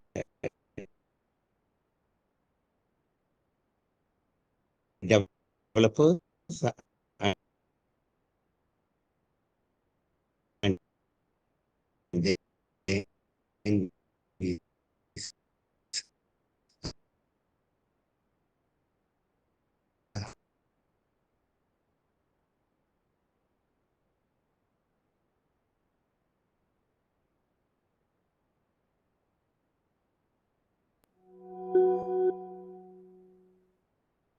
Rolls-Royce, EDF, all these French companies,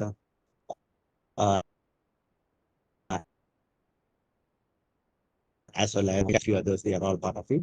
And different microgrids, they own some plot of this land of ours, like overall. But we do the grid of microgrid study, where energy trading using digitalizations like energy forecasting with AI models and other. So those are all our research area. Whereas they focus on some of that work. Like for example, NG, the French company, focuses how by rainwater harvesting and converting that rainwater to hydrogen. So that's what is a common project between us and them. And that hydrogen is used for transportation of vehicle power, etc. So this is what we are trying to do.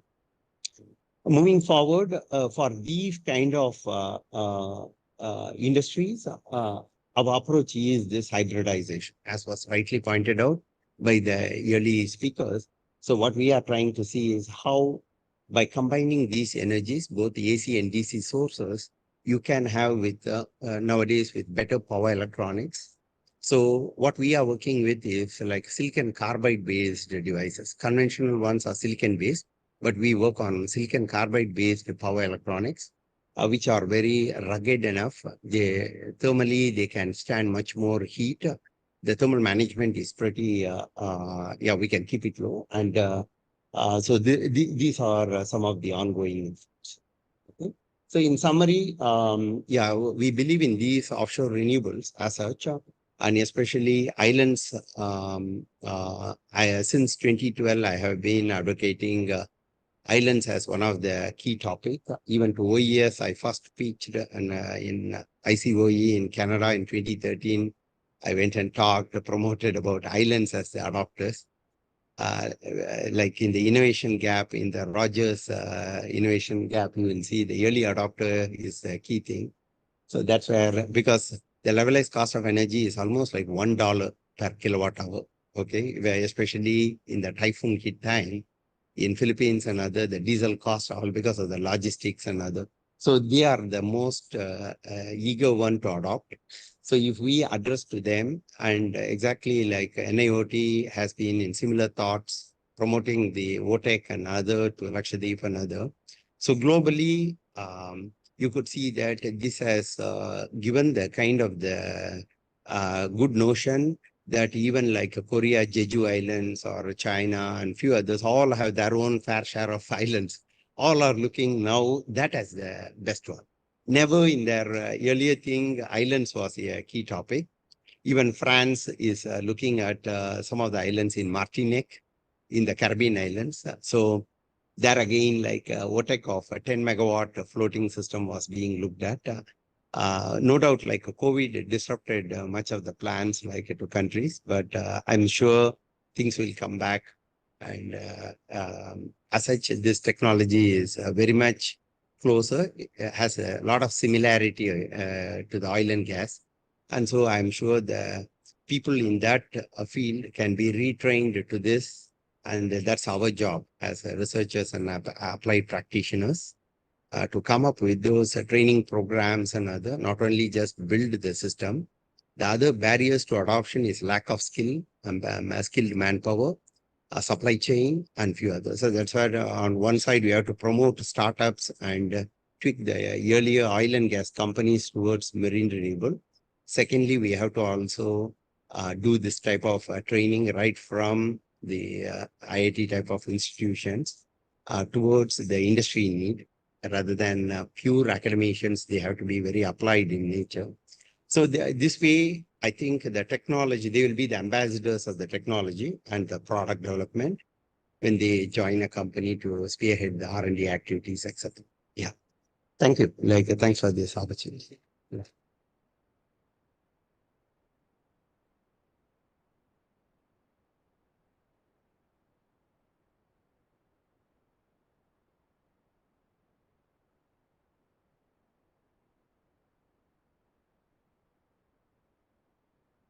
I have a stupid question. Yes.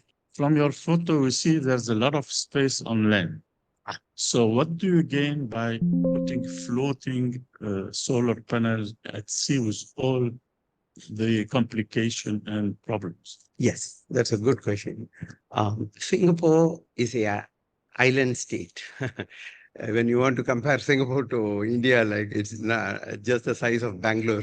Okay, so it's 40 by 60, like kind of kilometers only. So, but they have a big goal of solar adoption. Okay, and they are very energy craving. You can see in the news, like they are bringing all the way the solar power from Australia to Singapore by laying subsea cable, 4,000 kilometers. Okay, they want to put the subsea cable, and that will address only 15% of the Singapore's energy need. Now, the rest 30%, they want to buy energy from the neighboring countries, ASEAN country, by putting the renewables, offshore renewables and other, convert to green hydrogen and import back to Singapore. That's one effort. Now, within the country, they went hunting for the rooftops. Okay. And even just in my university, NTU, if I show the picture, all the roofs are with the solar. That only gave 5 megawatt capacity.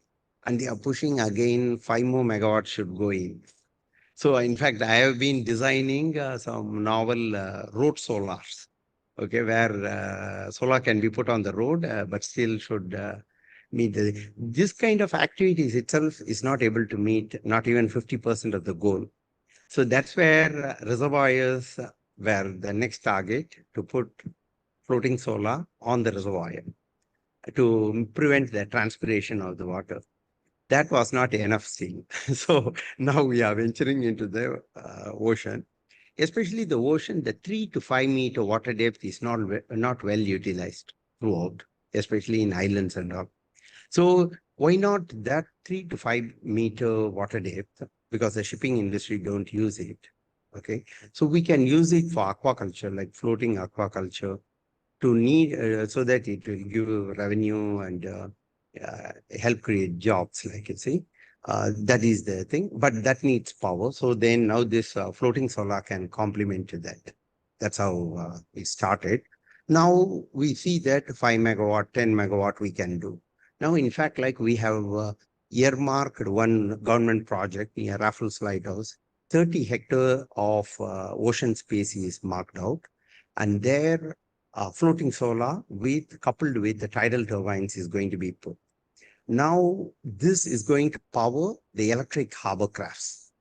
So electrification, as I earlier mentioned, they are electrifying the vessels operating within the national water. By 2050, they want to be zero carbon.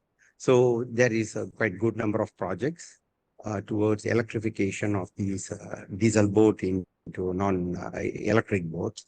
So for that, power is needed. So floating solar predominantly will be supporting it. So this is the overall efforts, piecewise connecting together. Did you also investigate the effect on fish? Because, you know, it's a fishing techniques where you put artificial something floating on the surface and then you go fishing behind it. So probably they will all come there. Fishermen will not be happy. Yeah. Yes, sir. We have an institute called TMSI, Tropical Marine Science Institute. They are looking into it, putting video analytics, how the exactly as you said, like if you see even in Europe, like the floating wind structures and all are becoming like quite good place for corals to grow as well as for the fishes to spawn there. So yes, that does happen. So we have to look out how we can make the maintenance very effective, but at the same time, the ecology can be preserved. So this is an ongoing effort.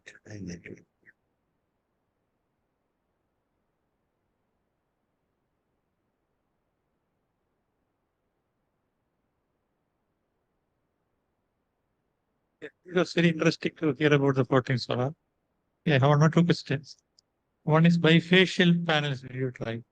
Because bottom side also can be used. Yes. This sea surface can reflect the rays, and have you tried that? Yes. Bifacial is what predominantly used in these systems. Okay. Because they are very resilient. These are glass type, both side cladded ones. But you can see that still they are able to sustain our basic experiments. What percentage improvement you got? Yeah. Like based on our, at least like 30% it increases the kind of the quite power. good. In the land, what we do when we use bifacial is we paint the floor. Yeah. Okay, for reflectivity. Whereas here from the water surface, you do get. Also compared between onshore and offshore solar, you can see the cooling effect also helps. Yeah. That gives additional 15%. Oh, that's quite. Yes. Temperature will less. Correct. In the reservoir and other, we did see some challenges like with mosquito growth and few other. We have to be careful of that in the design of these floats as far as the reservoir is concerned. Whereas in the ocean one, we did not have those problems. Then, of course, any sea state restrictions for designing this with velocity or any international code or anything like that? Yes. This where like in the interest of time, I did not show much. We have to do a lot of simulations to study that. There is a TR, technical reference. I can send you that for the floating solar. Singapore has come up bringing all the companies together, and we have come up with TR100. Now we have taken this technical reference standard to the IEC committee, and along with China and few other countries, they are also practicing from the experience. Now they are endorsing it towards IEC standard. I can send you the copy of it. Yeah. Up to what wind velocity or something like that? I think somebody was telling 50 meters per second or something there. Oh, velocity of the flow? Wind velocity. Wind velocity. Wind velocity up to like say 6-7 meters per second. Tidal up to 2.5 meters per second, we can easily sustain. Only challenge is, for example, if we are taking care of these moorings, especially during tides, you lift and drop, you see, how are you going to design these moorings? So that novelty and all one has to take care. So those are some of the novelty I have taken care in these ocean-based systems. Even if you are putting a floating solar in a dam, Okay, when the dam water rises, you have to take care of such. So those are the novelty we have to take care of for the rising water levels. Okay. Thank you. Thank you very much. Thank you.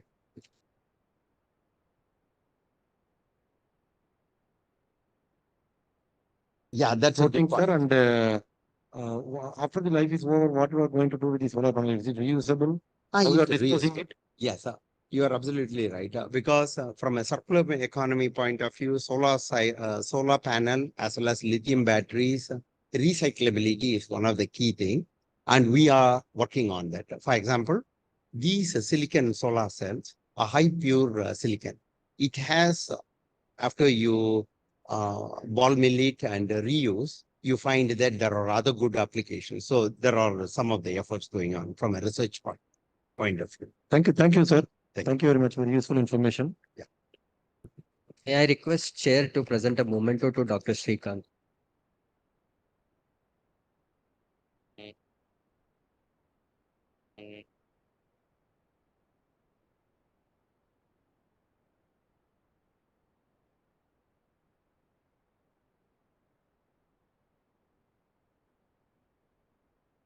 The next talk is on offshore wind energy resource assessment to support the energy needs of installations along west coast of India by Professor Manas Ranjan Behra from IIT Bombay. Professor Manas is a distinguished faculty in Department of Civil Engineering at IIT Bombay. He was awarded the prestigious Professor 𝐻𝐂 Research Award 2018 by Indian Society for Hydraulics. He has more than 15 years of research experience, and his areas of work include numerical modeling of water wave dynamics, modeling tide, tsunami, storm surge, coastal dynamics, multi-phase flow modeling. Over to you. Thank you so much. For half an hour. Okay. Thanks, Chairman. And first of all, let me take this opportunity to thank Dr. Purnima for organizing this, as well as giving me this opportunity to speak in front of this August gathering. A lot of dignitaries we have been hearing since morning, since the inauguration. A lot of discussions on marine renewable energy. What I am going to present here is very specific work that we have done at IIT Bombay.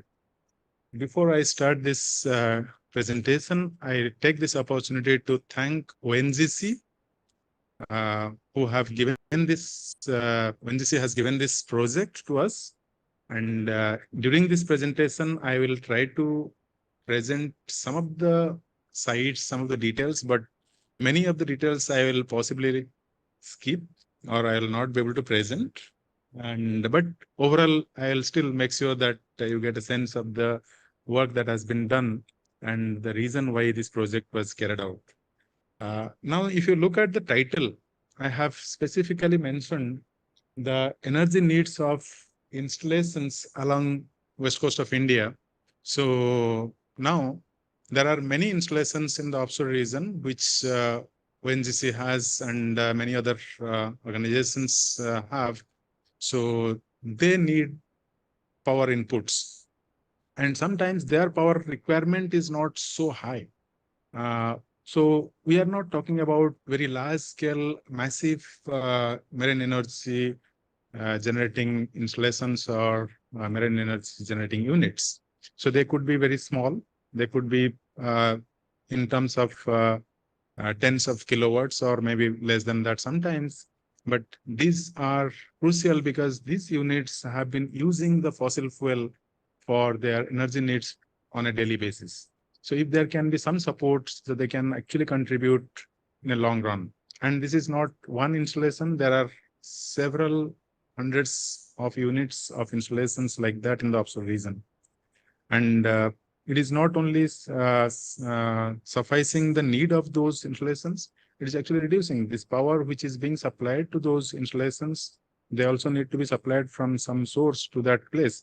So we need to address all of that. Now, in this process, already some work has already been done in terms of solar energy support. So when the solar energy support was provided, this is absolutely fine because those installations, it is in the open and you have a lot of sunlight, everything is fine. You can have batteries. But the major problem was the space. In offshore region, whatever installations they have, first thing they have constructed it considering the space requirement for their operations. Now, taking some space out of that for this energy support is very, very difficult. So putting the solar panels and having batteries in a large scale was becoming difficult. And in that, on that aspect, 𝐌𝐀𝐑𝐈𝐍𝐄 thought, why can't we think of hybridizing the overall energy source? So they started looking at wave energy, they started looking at the offshore wind energy and putting it in along with the solar energy resources. So on that aspect, what we have carried out here is mostly on the offshore wind energy aspect. Now coming to the offshore wind energy, just this figure will show you the typical possibility that you can see here. This is some platform in the offshore region, and you can see these 3 different units. So they are nothing but your small scale wind turbines. So this is kind of proof that yes, this has been already installed and it has been showcased that it is possible. But now that is the location and all that, you can see it is in the North Sea. But looking at the viability in the Indian ocean context or the west coast of India, the regions that we are discussing is required here.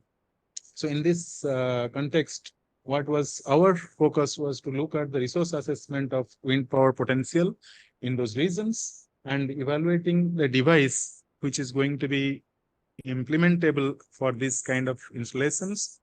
Then third one is investigating the future viability of all these devices or the wind power density that we are going to get at these locations. So in this direction, I'll first touch upon the wind energy resource assessment. When we started this work, first thing we had to look at is the data.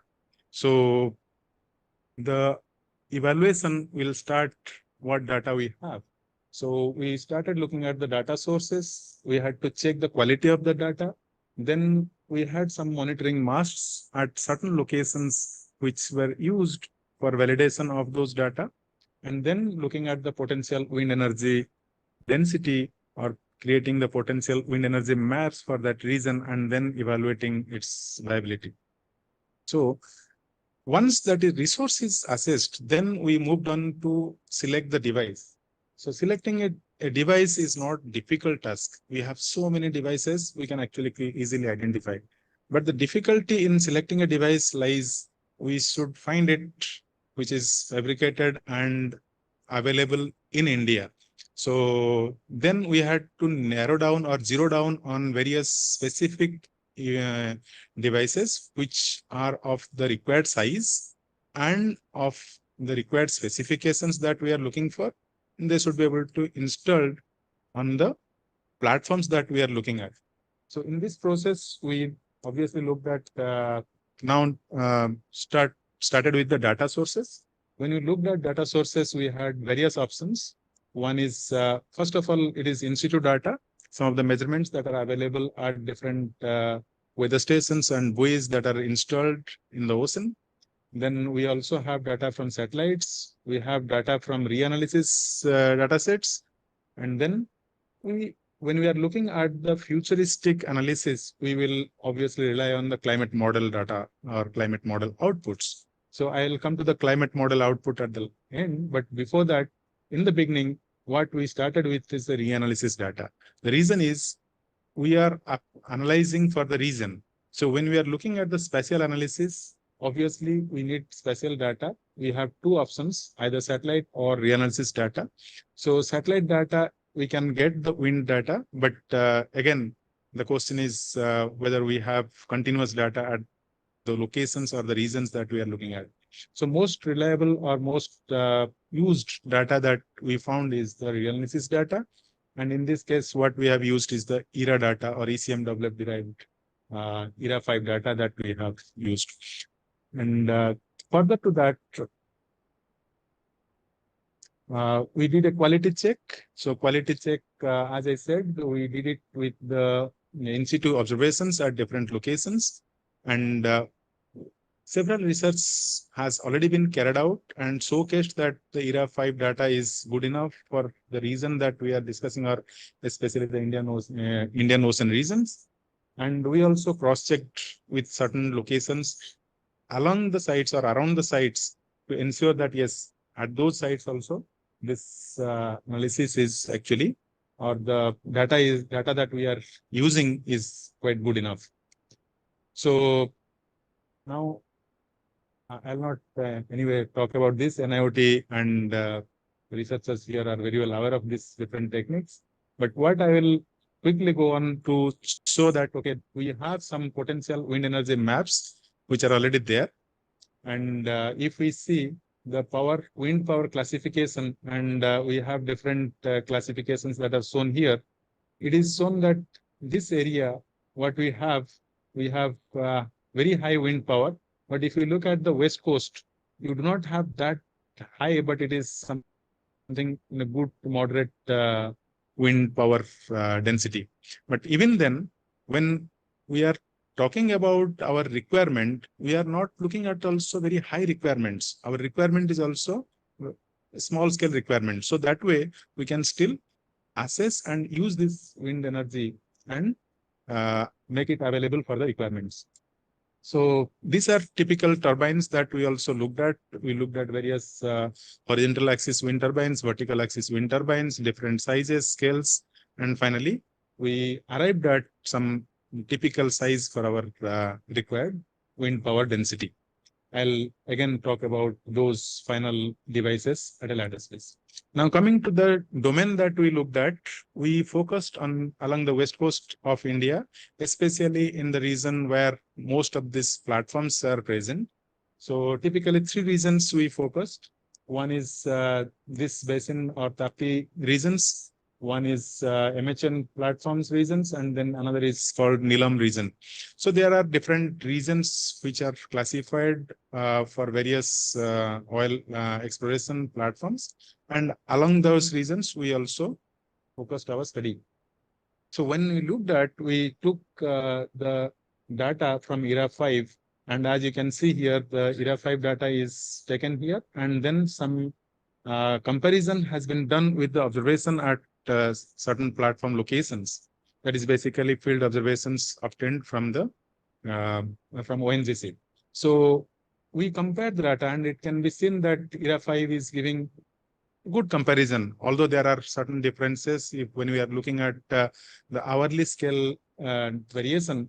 So, but in general, we get a good comparison. So that kind of indicates that yes, on a larger or broader scale, this data can be used for analysis that we are carrying out. So if you look at the direction is shown here, and you can see the predominant wind directions that are present.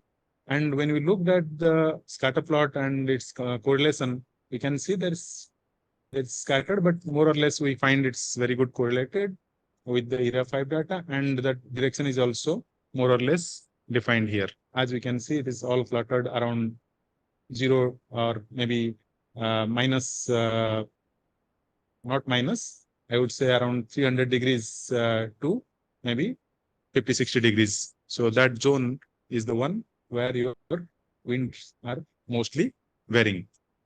So that gives us indication that where is the location or which direction that we can actually place our wind turbines, those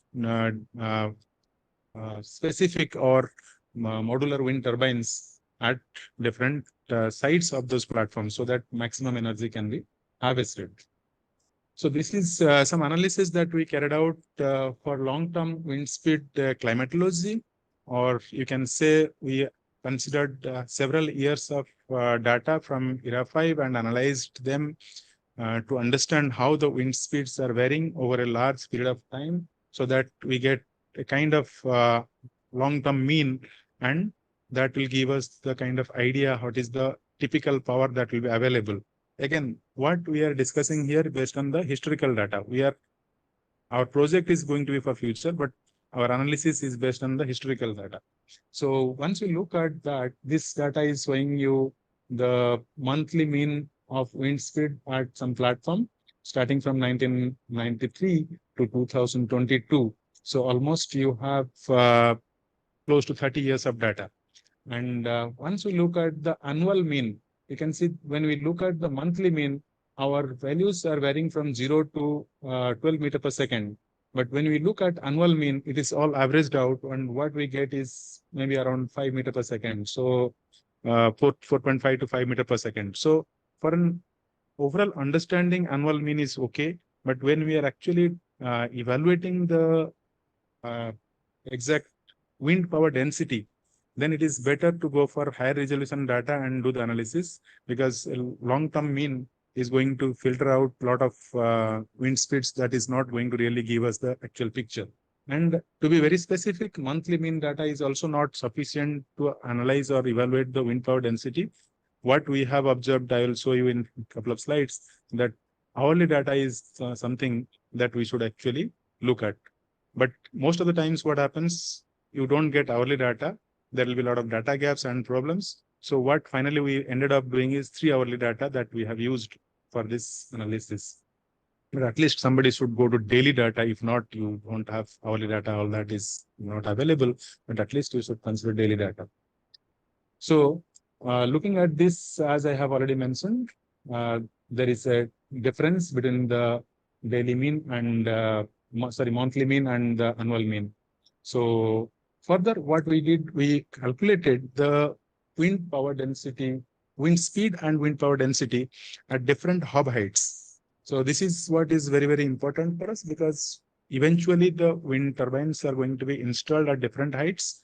As in the previous sessions, we were seeing that hub height is going to be starting from, let us say, 80 meter and could go up to 120 meter.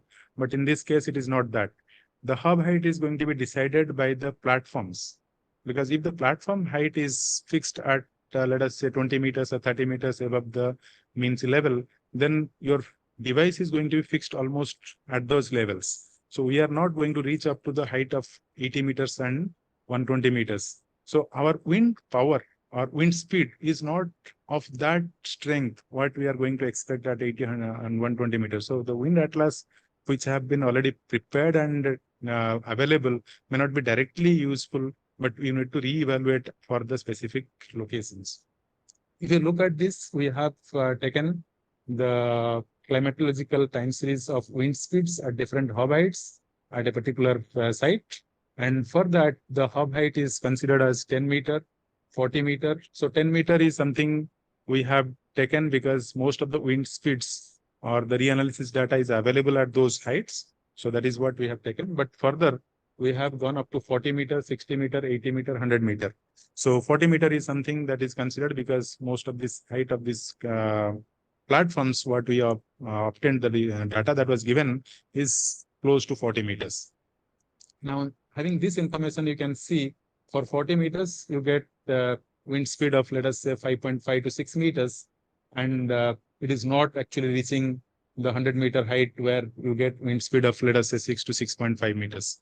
So you have almost maybe 0.5 to 1 meter reduction in the wind speeds when you are looking at the reduced hub heights. And the similar scenario you can see in terms of the wind power density that was calculated for this wind speeds. And with this, we can see that we have different variations, and these variations are also fluctuating from year to year and depending on the seasons. And we know that in India, we have varying seasonal wind speeds, especially if you look at monsoon winds and pre-monsoon or post-monsoon winds, it could be completely contrasting. So monsoon winds are going to be very high, whereas non-monsoon winds are going to be very, very low. So we have to look at that aspect. And if you look at any non-monsoon period, monsoon period is fine. You will have more or less kind of consistent high wind speed. But in non-monsoon period, you will also have significant diurnal variations. You have high wind speeds possibly in the morning and evening duration or evening period, but you will have very low wind speeds during noon and maybe midnight and so on. So there is, we call it seaward and landward winds that are going to be predominant. And those scenarios will be reflected when you are actually considering daily even if you consider daily, it is not going to be there. If you consider possibly 3 hourly, you may be able to capture those scenarios. So actual wind power density calculations you need such kind of high resolution wind data. Now, this is something, the theoretical wind power density. We have done the seasonal analysis as well. But why I'm telling theoretical? Because it's just the simple formulation that has been used to calculate the wind power density. But actual power takeoff that is going to happen, that depends on various other factors, as we have been hearing throughout the day. So now, although we are not doing that here in this work, but at least theoretically, we can see how the difference is going to be, how the variation is going to be. And you can see here, this is something in March, April, May. The wind power density is somewhere here. Oh, sorry, wind speed is somewhere here. And at the same time, if you look at this, which is October, November, and that is less than 2 meters per second. And here in March, April, May, it is 4 to 6 meters per second. And as we come to June, July, August, September, that is during monsoon, it is very, very high. You can get something of the order of 10 to 12 meters per second. So we can see a complete contrasting picture during monsoon and non-monsoon period. So that gives us the indication where it is going to be helpful. Now, if I'll give you, during this period, when it is going to be 10 to 12 meters per second, so obviously our power output is going to be higher. And why it is going to be complementing the other energy resources? Because during monsoon, the solar energy production is going to be anyway less. And non-monsoon period, the solar energy production is going to be less. So they both will complement each other. So that's why the kind of battery system and the support system that is going to be there for wind energy as well as solar energy, that can be optimized considering the seasonal variations. And considering the same wind speed, we have also evaluated the wind power density for various seasonal durations. And as we can see here, during monsoon period, the wind power density is very, very high. And obviously they are fluctuating. There will be some high and low during the June, July, August, September, or the monsoon 4 months duration, but you can always plan for that.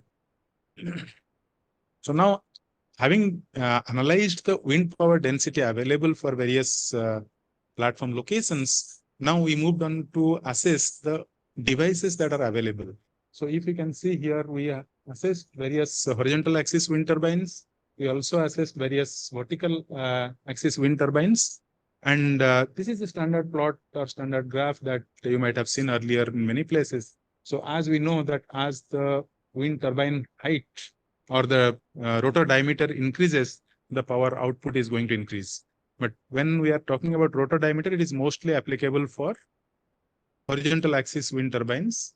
And we are talking about the turbine blade diameters. So in case of vertical axis wind turbines, that same, this graph is not directly applicable, but it is known that if we have some kind of larger spans of those blades, then that can actually capture maximum wind, and then that can also rotate faster and it will be useful. But it cannot actually go beyond certain limits. There are limitations in terms of its stability, design aspects, and so many other factors. So most of the times what we see, they are very, very compact and not large, very small designs that we can see. So, however, for our requirement, we wanted to look at turbines which are going to be installed on the platforms. The platform should be in a position to take the load of the turbine, the static as well as dynamic loads. And second, it should not affect the functionality of the platforms. Third, it should also be able to we should be able to place it at right locations in the platform, because load functionality is another aspect, then fixing it at suitable position. So if you are fixing it at a particular location and the members where you are attaching it is not able to take the load, then it is not going to be useful. And you cannot really ask for strengthening or completely revamping the platform, then it is not going to be really useful. So considering all these aspects, we looked at various turbines that are available, because we are not in a position, or we are not in the mode of designing new turbines. So we looked at various available options. While looking at that, we looked at various options. The first one is just to showcase. Obviously, we didn't consider this as an option. And we looked at various other types of turbines. So you can see here, there are a number of turbines. This is one, but it has a very high mast. Whereas you have different other turbine. This is called tulip turbine and vertical axis wind turbine, which is 1000 watt or 1 kilowatt turbine. This one again is another 1 kilowatt turbine. This is 1 kilowatt. So most of these turbines, what we could really get are of the specifications of 1 kilowatt or 1000 watt turbines. So that is something fine for us, because we are not looking at too high productions. So if we could place maybe 7, 8 of them, that is good enough for us to produce the power requirement that we have. So considering that, finally we ended up this one, which was available within the country, and we had got reasonable. I am not putting the cost aspect of those things, because that are again something I am not allowed to put here, but it was reasonably okay to consider those designs and turbines. And if you see, the fixing is also not so difficult. And here what we have is kind of vertically placed, but in offshore structures, we actually looked at all possible options. We also looked at if it can be fixed upside down, because if you put upside vertically up, then it may interfere with the operations that are going to be required on the platform, because many of those platforms may have helipads, may have some other requirements. If it can be placed upside down, then it is possible. But then whether the system which has been designed can really efficiently work if it is placed upside down or not, that also was explored, and we found that it is possible. So by looking at all that and considering the power curve for this turbine, we analyzed what is the mechanical power that can be produced based on the wind speeds that we have obtained at those locations. So as we can see here, for different months, this is again long-term analysis has been done, but what I am showing here is for the year 2022, and we can see here the monthly variation, and for different locations how this is changing. Okay, so further to that, now the last part, that is the future scenario. What we have done the analysis so far is for the based on the past data or historical data, but the implementation is going to be done for let's say next planning it for next 30 years, 50 years, or whatever it is. So then the climate change scenarios have to be looked at. When you look at climate change scenario, there are a number of scenarios. We are not getting into that. We are now talking about SSP 2.6 and various socioeconomic pathway scenarios. So looking at moderate or the low emission scenario and very high emission scenarios. So what we did here, we looked at just the two extremes, so low and very high. We have also done for other different scenarios, but I'm just projecting here two extreme scenarios. Now, when you look at that, what we need to do, we need to get the data. So the data comes from the climate models. We have GCMs and RCMs. There are number of GCMs and RCMs. If you look at, there are almost 77 altogether GCM and RCM outputs that are available. In this case, when I'm talking about output, I'm talking about only wind output. So which model to be considered? There are number of studies, number of literature which show that, okay, ensemble model has to be considered. You just combine, you just combine several models and take the ensemble of that and use that for the analysis. But what we did, we considered work that was anyway from our group only. So that has already demonstrated that just by considering ensemble of number of models is not really going to give a good output, because what we need to know is there are some models which are going to give us better performance in terms of the region that we are considering. So if we consider those specific models, then it might be better instead of just ensembling, because ensembling sometimes might deteriorate the overall output of that individual model as well. So we considered a scheme that is total relative score approach, in which what we have done, we have considered model, climate model wind data, and then we have fixed some assessment criteria that we have compared. That assessment criteria we have compared with various previous reanalysis data and validated those, and then moved on to set up the total relative score approach, which was used here. Now to tell you why this approach was useful, because we are considering the daily means, annual cycle, annual mean, you have seasonal mean, annual mean trend, seasonal mean trends. So eventually we are able to represent a very good spatio-temporal data set, or the good quality data which represent the spatio-temporal information for our considered region. So for this, we considered different statistical approach. Like for daily mean, we considered Parkinson's skill score, and then the statistics was arrived at from based on that. Then this is kind of analysis that we have done based on the climate model output and the ERA 5 output. We compared and how well they are performing. Based on that, we devised the scores, and that led to the relative score that we calculated. I'm not going to the maths of that. But similarly, for all different climate scales, variable scales, we analyzed the data sets, and then eventually what we arrived at is a total relative score. And that relative score was used to assess all the climate models. And based on this assessment, finally we landed up with the kind of reference data set that we can use. And based on that, we also found that climate model that will be giving us the data. So now here, as you can see, we have zeroed in with this model, and that is CMIP6 GCM model that is giving us a very good data. And based on that, we have shown here two different scenarios, that is SSP 126 and SSP 370. So these two scenarios I'm showing here, and they are shown for three different time slices. One is near future, that is 26 to 50, mid future 51 to 75, far future 76 to 2100. So for these different scenarios, we analyzed how the wind power density is going to vary based on the wind speeds that we are getting from this output. So this is what I'm showing, the future projected wind power density. And you can see here, this was initially, that is from 1990 till 2014. And beyond that, we have the data for the near future, mid future, far future that I'm showing here.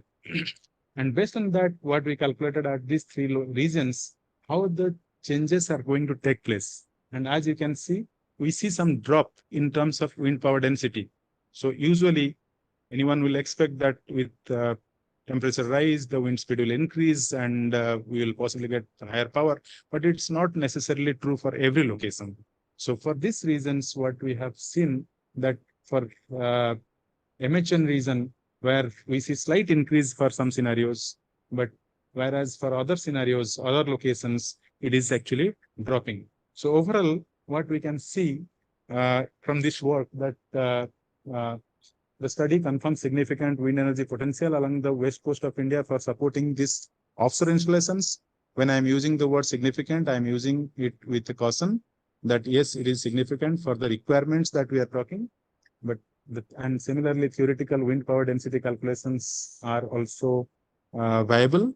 Then we have here some typical numbers given, which are possibly we can obtain or we can harvest at these locations. So this turbine, which we finally proposed, that can be used for these platforms. And based on this CMIP6 assessment, we can see that the wind power density is projected to decline by 0.4%, while the percentage decreases, percentage decrease enhances to 5% under high emission. So basically, in simple terms, I would say for high emission scenarios, further reduction is obtained or seen. So overall, this study, whatever I presented, is a kind of overview how such kind of work can actually be carried out for specific location and specific needs. And when we are carrying out, we should also look at the aspects of future scenarios, so that the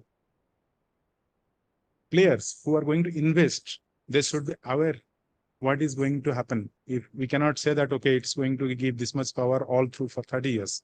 We have to give them the clear picture. It is going to be, it is now this much, and next 30 years or 50 years, it is going to reduce by this much. So according to that, they should actually plan. So with this, I think I will end my talk without sitting too much in my time. Thank you so much.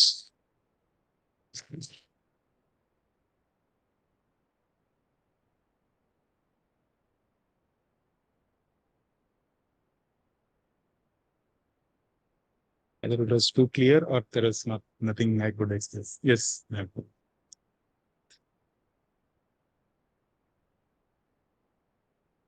Seasonal thing you have done. I agree. Only was wondering on a day-to-day basis, when you have gusts, but you have shown only average wind speed. So then how do you take care of localized gusts? Yes, very good point, ma'am. We have done the analysis, but the problem is, first of all, do we have the data? We don't have the gust data as such. We have only the empirical formulations where we can actually convert this average wind speeds, whether it is hourly or whatever, convert them to the gust speed and then do the analysis. But that part, it is actually going to, it is not going to contribute much, I believe, in terms of the overall wind power output, because gusts are again very sporadic. You don't have consistent gust throughout. Yeah, it will not affect the average, I agree, but it will affect design. It will affect design, yes. So, So that it should part, reflect somewhere right. when people, Yes. when a wind turbine manufacturer wants to design, then he should have appropriate data for design. Yes, now I understand your question. So in terms of the wind turbine specifications, that has been taken care. So they have something called mean wind speed or operating caught-in wind speed, then rated wind speed, and something called cut-off wind speed, which we are discussing. So they have that. So basically, beyond that wind speed, the decoupling happens. And second, next there is one survival wind speed. So these turbines, they should also survive during cyclonic condition or any severe wind conditions. That also is very high. So what we have done, we have checked such specifications with very high wind speed that we observe in the Arabian Sea or even Bay of Bengal. We have taken both the cyclone wind speeds and checked with these specifications, and we found it is actually safe. So that part was there. Yes. Thanks. Thank you so much.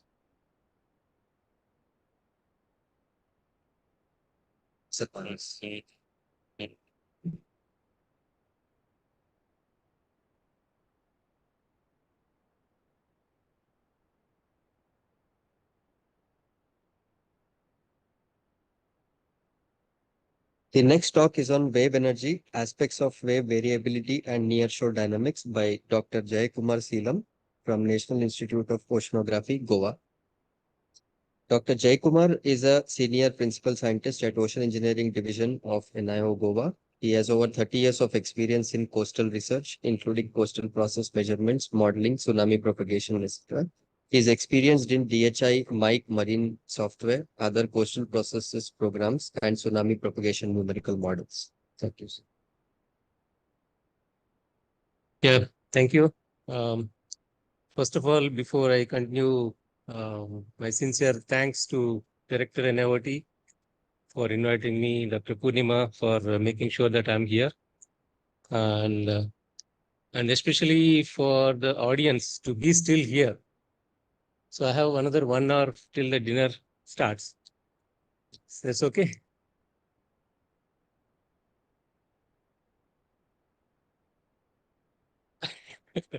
Right. Okay. Thank you. Slightly, my designation has changed for the past 3 years. So you can correct in your database. It's more of a scientist, GR, chief scientist, than senior principal scientist. That's one. I was thinking what to give talk for this one. because Ocean Energy NIOT has been the main institute, pioneering institute in energy, both in terms of wave energy or tidal stream energy, VOTEC. So then I said, okay, let me put some research questions rather than talking about something else. All right. So that's why my title also is a little vague. There is no specific thing, right? This I've been telling in many talks that, hey, we are the third largest energy consuming country. So it's not a third rank, right? Which means that in the entire world, we are utilizing maximum. In that, we are number 3, which also means that we are producing that much. So we do have facilities to generate energy. Again, why we are not talking about that? Because of this carbon emissions, climate change, we want to reduce it. That's where comes in what's our goal. So why we are going for renewable, right? So we do have a goal of about achieving 500 gigawatts of renewable energy, not the fossil fuel, renewable energy by 2030. Okay, as of now, we have almost like 200 gigawatts of renewables. But now the prediction is that even after 2030, we will not be able to reach 500. So it may take a couple of more years. That's what is projected or predicted. Okay, these are the things which are renewables. Most of us know. Students who are just passed out, they'll be looking at all these things. So I just put this slide. More we are focused on mostly on the ocean-based energy, right? So when you talk about wind energy, yes, Professor Manas has been talking about wind energy, and in the afternoon session we saw Professor Sannas Raj talking about wave energy, Professor Narsimlu Srikanth talking about multiple types of energies. So this is in the world potential, global potential, but this is a little old 2007 database, wherein we do have more than 300 terawatt hours of tidal energy. When you say tidal energy, it's mostly on the potential based, like how much tide height is the variation. So current is again only on the current, but then there is something which is known as tidal current or tidal stream, which is the another one which we need to take up. I think NIOT will touch upon in the coming days. In that's a kinetic energy based. In terms of wave energy, yes, we do have a large amount of wave energy, out of which even 1%, if you can convert and use it, all our problems of energy will be solved. That's what has been told. Right, this we have seen many times, our economic zone, exclusive economic zone, and it's going to expand more once we get more clarity on clearances from seabed authority. This is a proud moment for NIOT that we are going into deep ocean exploration and all those things. But then if you go back, we are the only institute, when I say we, I'm considering myself as NIOT now, that if you look at all these energy-based systems which have been in place in India, they all have come from NIOT, right? Right from turbine, which has started a few years back, but then I think it will continue again. Wave power navigational buoy, morning we have seen it outside. That has been already commercialized. VOTEC Visal is already going on. And the last one, which is before NIOT. Okay, that's where when I was doing my master's in IIT, there are a lot of research going on this oscillating water column. And still it is going on. And although there have been a plant in Vizhinjam harbor, still there are new things which are going up. That means this research is not yet completely mature. So there's a lot of research going on. So whatever we have done in the past 3 decades is not enough. We need more young minds to look into this in a different aspect. Okay. Okay, this is the global scenario. Again, little old, 2008. The new one has to be made. The reason I'm showing here is that if you look at where is India here, this is deep blue and then violet. We are in the bottom most. Again, the reasons have been told by previous speakers that in the tropics, we don't get that much of high wave energy or wind energy. So our energy potential is relatively low. This figure again, you have seen Professor Sannas Raj has mentioned, this is one of the first, not very first, one of the atlases which have been published in, let's say, a decade back, 2016. The reason I'm showing is this. If you look at the data, it looks all good, nice color. But then this is based on only 10 years of information. So they have taken 10 years of wind and then used a model on a bathymetry, and then they derived at the wave energy at different regions. This shows that East Coast is all blue and green, which is here, whereas West Coast you have red and yellows, which is here. But then we very well know that the East Coast has got more cyclones. When you say more cyclones, more wind, more wave, then why we don't have that much energy on the East Coast? Why we have on the West Coast? Okay, so that's a question for youngsters to look into, think about it. Right, so I'll just focus a little bit on this place where right now in India, offshore wind energy is already in place.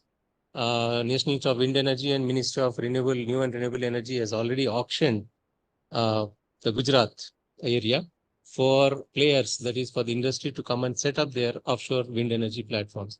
So that's this place, which is again blue and the blue here, which is less than 5 kilowatt per meter. That's the wind energy potential. Again, in Tamil Nadu, South Tamil Nadu, this is another place where the wind energy is more. And that's another place where the offshore wind energy is going to put up. Now, I'll just take you, this is again 2016 data. I said they used 10 years of data using a wave model and then done this. Now, if you look at this, we have 3 different papers, published papers. The bottommost is what we have seen in the previous slide, whereas this is in 2015 and this is 2021. This is done by IIT Bombay. I think your director is, NIOT director is part of this paper. This is NIO work done using 34 years of data.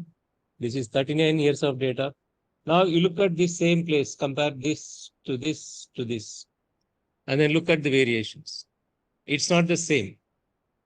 You don't get the same energy what you get here. If see here, this is all red and blue, which is about more than 15 kilowatt per meter.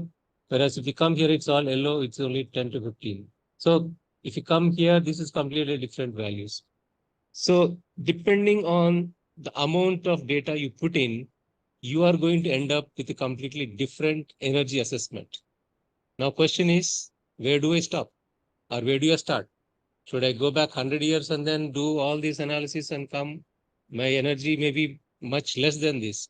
So if you bring out this kind of atlases without having a valid, I don't say it's not going. If you bring out this kind of atlases, a person who wants to invest in this, they'll have a big question on where they should invest. Okay, so now again, that's where institutes or people like us will come in and then say, yes, this is all good when we take a large amount of model data. But then we very well know that at least this gives you information. So go there, put your instrument, measure it for a year, and then come out and then say, yes, is it good or bad? Under that context, NIOT has done the assessment at this place, 1 and then 2 place right now.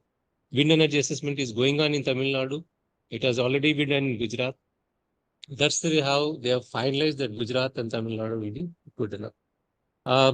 Specifically putting this for the youngsters who are doing research or who are going to do research, do not take everything published as the final one. So you need to do your own work.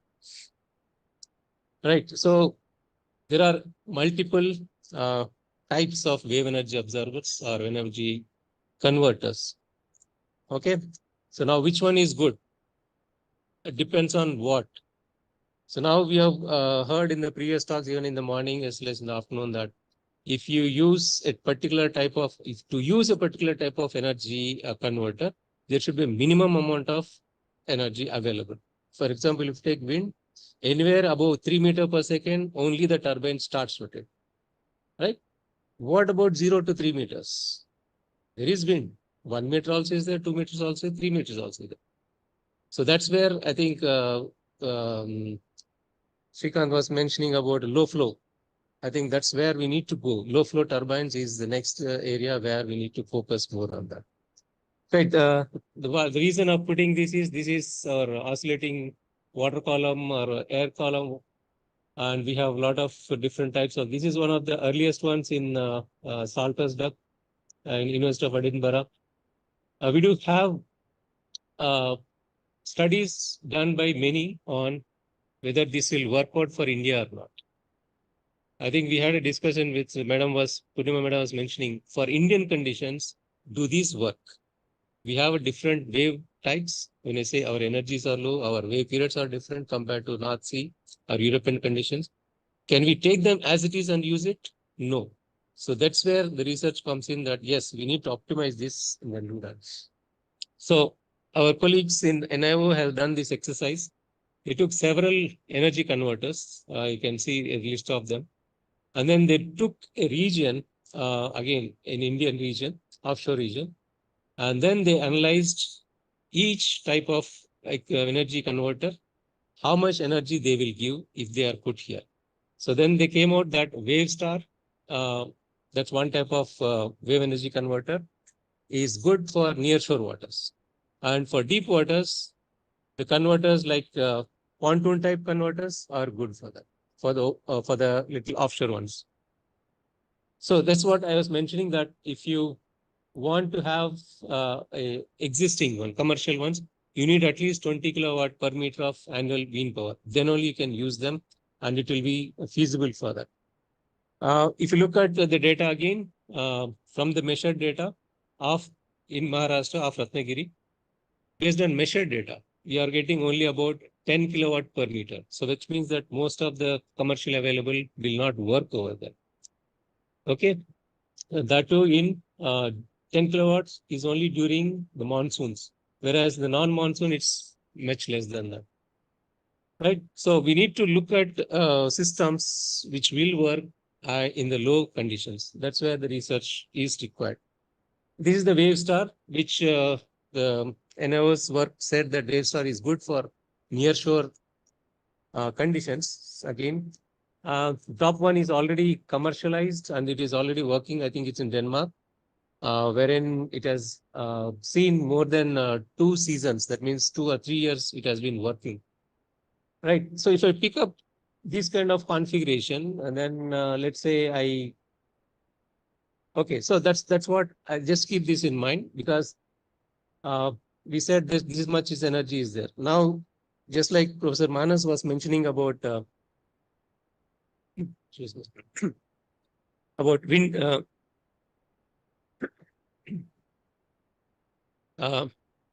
it's okay. When you talked about wind, mean wind, annual mean, okay.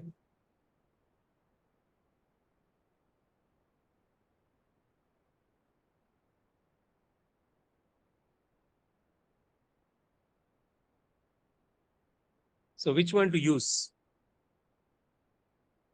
So if you look at again, similarly in the waves also we have maximum waves, mean waves, or significant wave heights, RMS wave heights, which one to use, and then how do we use it? So one study was done by again my colleagues in Goa to look at what is the variability in the maximum wave heights, individual maximum wave heights. Like if you take wind, gust is the maximum wind which can occur within that 1 minute, whatever maximum, 3 seconds is the gust. So likewise in waves also we have what is known as maximum wave height. If you measure waves in any record, whatever is the maximum. So whether that is varying over a period or how it is varying over the entire Indian coast, that study has been done. If you look at from Gujarat to again West Bengal, 19 stations we have taken and then looked at it. This, if you see, it's from 1979 to again 2019. This data is again from a model database, ERA5. So they looked at individually, if you take the maximum wave heights, how the wave height is varying. Right from this is, if you look at the stations, number 1 to 10, that's on the west coast. Mostly on the west coast towards the Gujarat area, we have, let's say, green and orange. That's around 4 to 8 meters, the maximum wave heights coming in. As we further come down towards Karnataka and then Kerala, the values reduce. Further, if you come to East Coast, it's further deteriorates. So availability of maximum wave heights is not the same everywhere. So there is a lot of variability. So that's in terms of maximum wave heights. If you look at, just like we are talking about gust and then mean average, look at the maximum wave heights and then significant wave heights. this is based on measured data, right? This is based on model data. You can very well look at the model data is higher compared to the measured data when you do the modeling. So that's why it's always required that any modeling you do, unless you have a measured data to verify it, compare it, all these things will be, you need to consider that. So I will not. Okay, that's about individual thing. What about in long term of decadal, 5 years or 10 years data? We have inquiries measuring for the past 20 years measurements. But then what about previous? So what we did is we looked at how the wave heights are varying over the past 50 years. So 5 decades we have taken. This again a PhD work. And we looked at both the variation, significant wave height. That's wave height. We have taken every hour for last 50 years. We have modeled that and then looked at it. So this again, this looks at the trend. When you say trend, we take the wave heights and then put in a graph and then see whether it is going down or going up, the slope of that. That will give the trend of this one. What we have done is we have taken every 10 years and then looked at what is the trend. That is going up, going down. So we looked at, this is like, again, we took the difference, some exercise we have done. And then what we see at the end is that if I take different points on the western, let's say Indian Ocean and the eastern Indian Ocean, and then look at every 10 years how the wave trends are varying.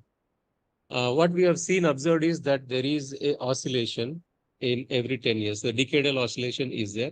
We are not linked it up to other oceanographic or atmospheric conditions. But what we have seen is in one decade, if we have the positive trend, in the next decade, there's a negative trend. Again, this has been oscillating for these past 5 decades. This is again only wave height.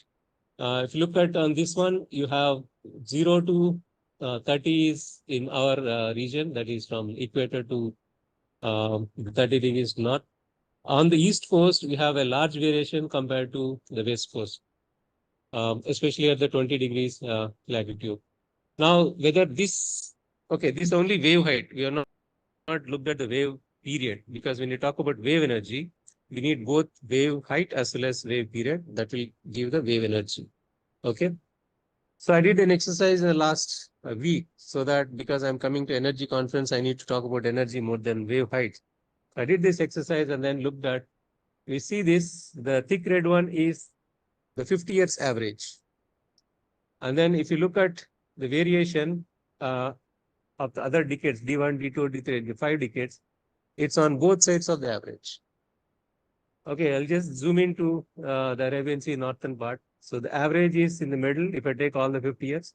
But if you look at the different decades, it's on both sides. Again, if you see D1, D2, D3, it's increasing. D4 is the yellow one, whereas D5 is the blue one. So again, it's a change, it's reduced. So if I take the 4th decade and then give that as a value, but then the 5th decade is not the same.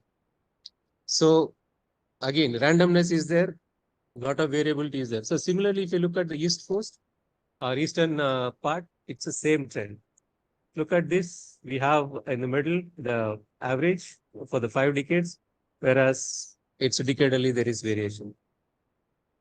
Okay, that was on the overall in the open oceans. What about near the coast? If I, again, when you say coast, most people don't say that we don't have energy at the coast, but we do have waves.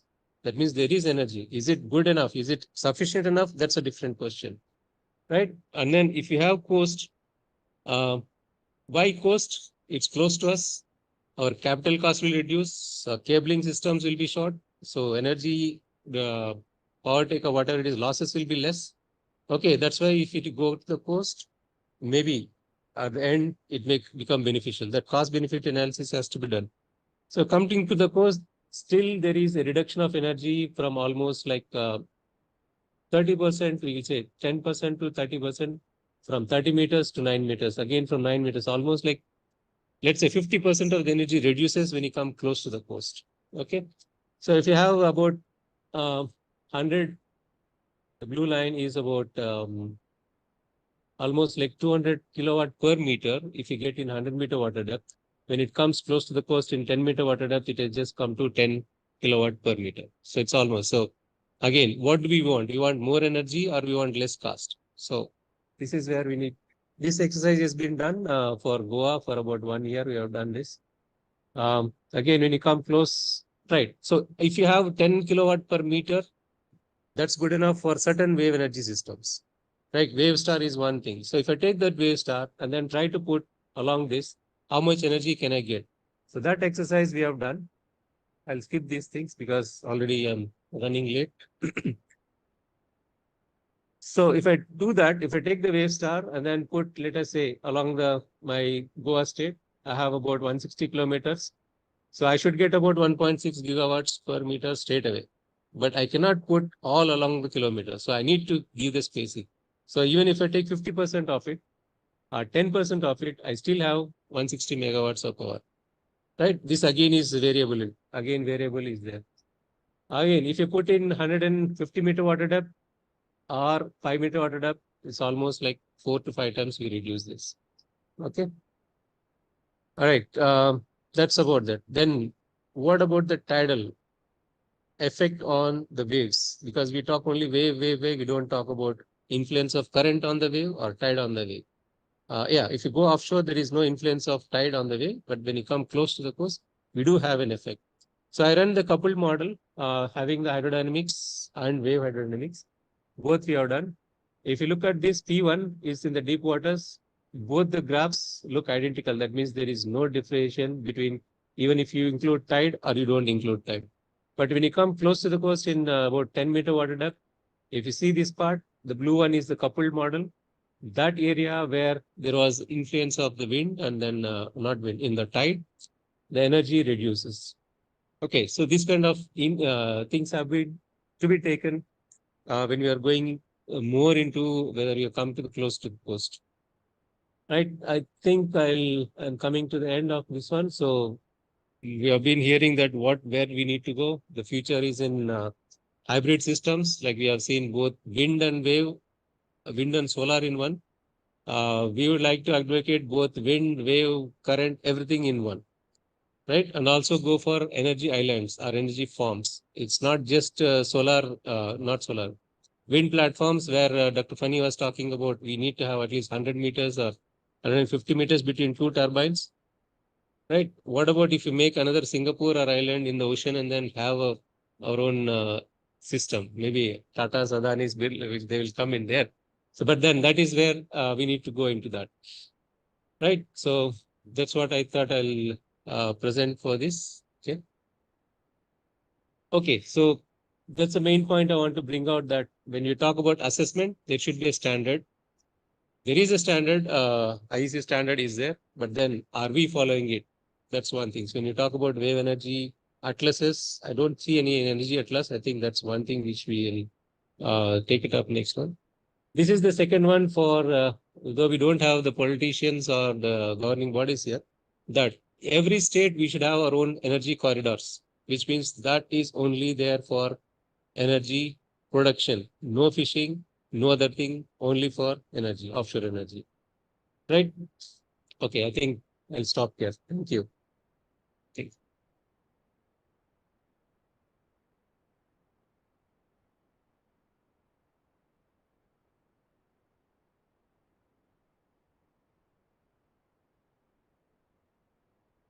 Manas, questions?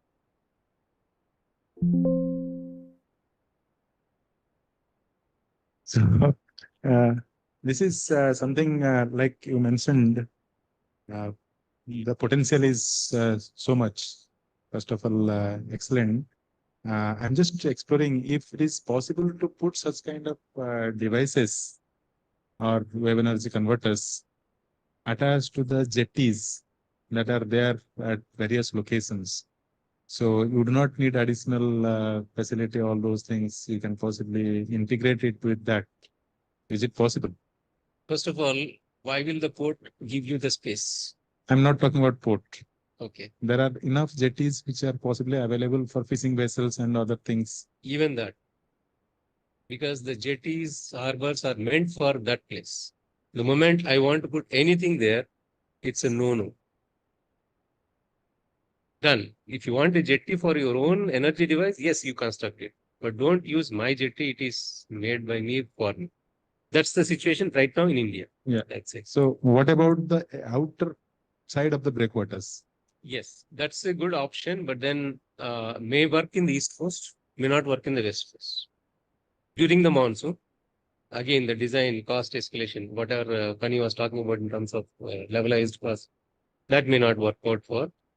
But if you have dedicated jetties going out, like wave stars and other things, yes, then it may work out very well. So, but not existing ones. Coming to the breakwaters, for those who are working in offshore structures, most of the ports are built 50 years back.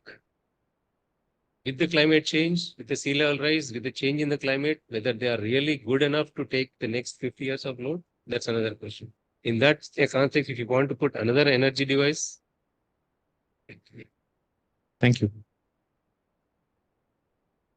Sudhir.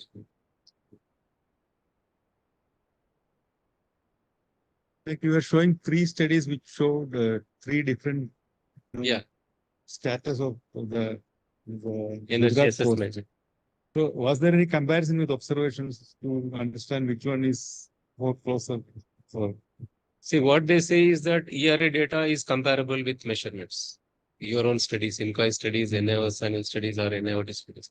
So that they have taken ERA as a standard. And then all 3 studies are linked different times.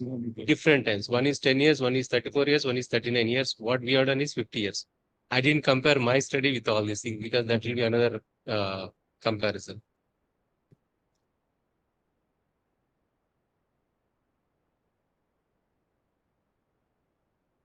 Okay, can I ask questions?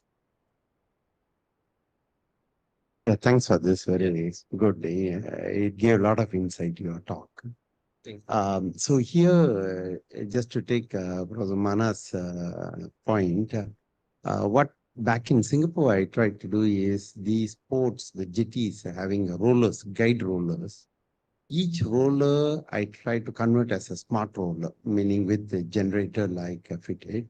It's a very low cost device like that.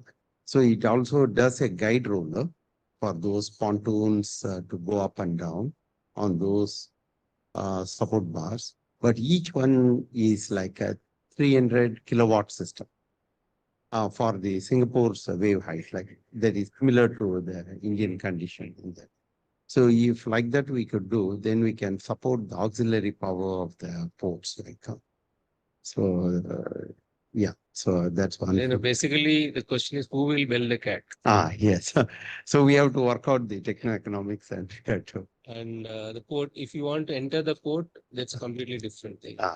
Unless the port comes and says, yes, we want to go into renewables, right, then definitely a lot of options are. Yeah. If we want to go, then what is your interest in our port? Yeah. This is the situation. Yeah. Another point is, just now you were showing the last 39-year worth of data and other. So that's wonderful, like especially like the NIOTs, BOY and other. We can now use the AI to do the forecasting also. From here, both from the energy forecasting and also for the wave loads to those offshore structure and all, we can utilize it. So similar to what IIT Bombay did the forecasting with deep learning models, we could do wave energy, wave height forecasting and other. I think that also additionally we could do that. Yeah, I think another thing for NIOT is AI, use of AI in energy.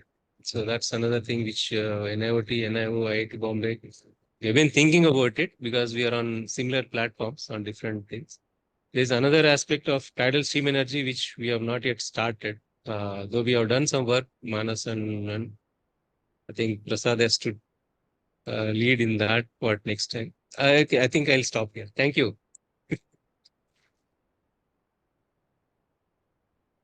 May I request Chair to present a memento to Dr. Jayakuni?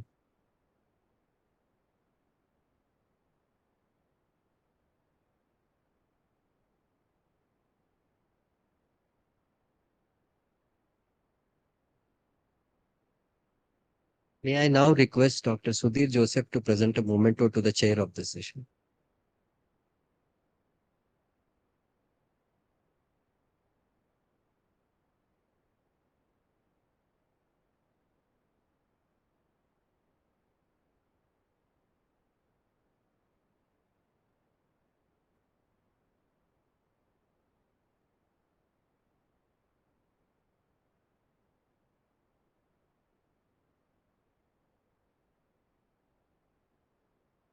With this, we conclude the talks of the day one of this symposium, and the posters are on display. The posters are being presented by the students and scholars, research scholars, which are on display in the first floor of this building. We request all the participants to pay a visit to the posters. And the dinner for today is arranged at around 7 p.m. in Manthan Hall. We request all of you to join us for dinner. Thank you. Thank you, one and all.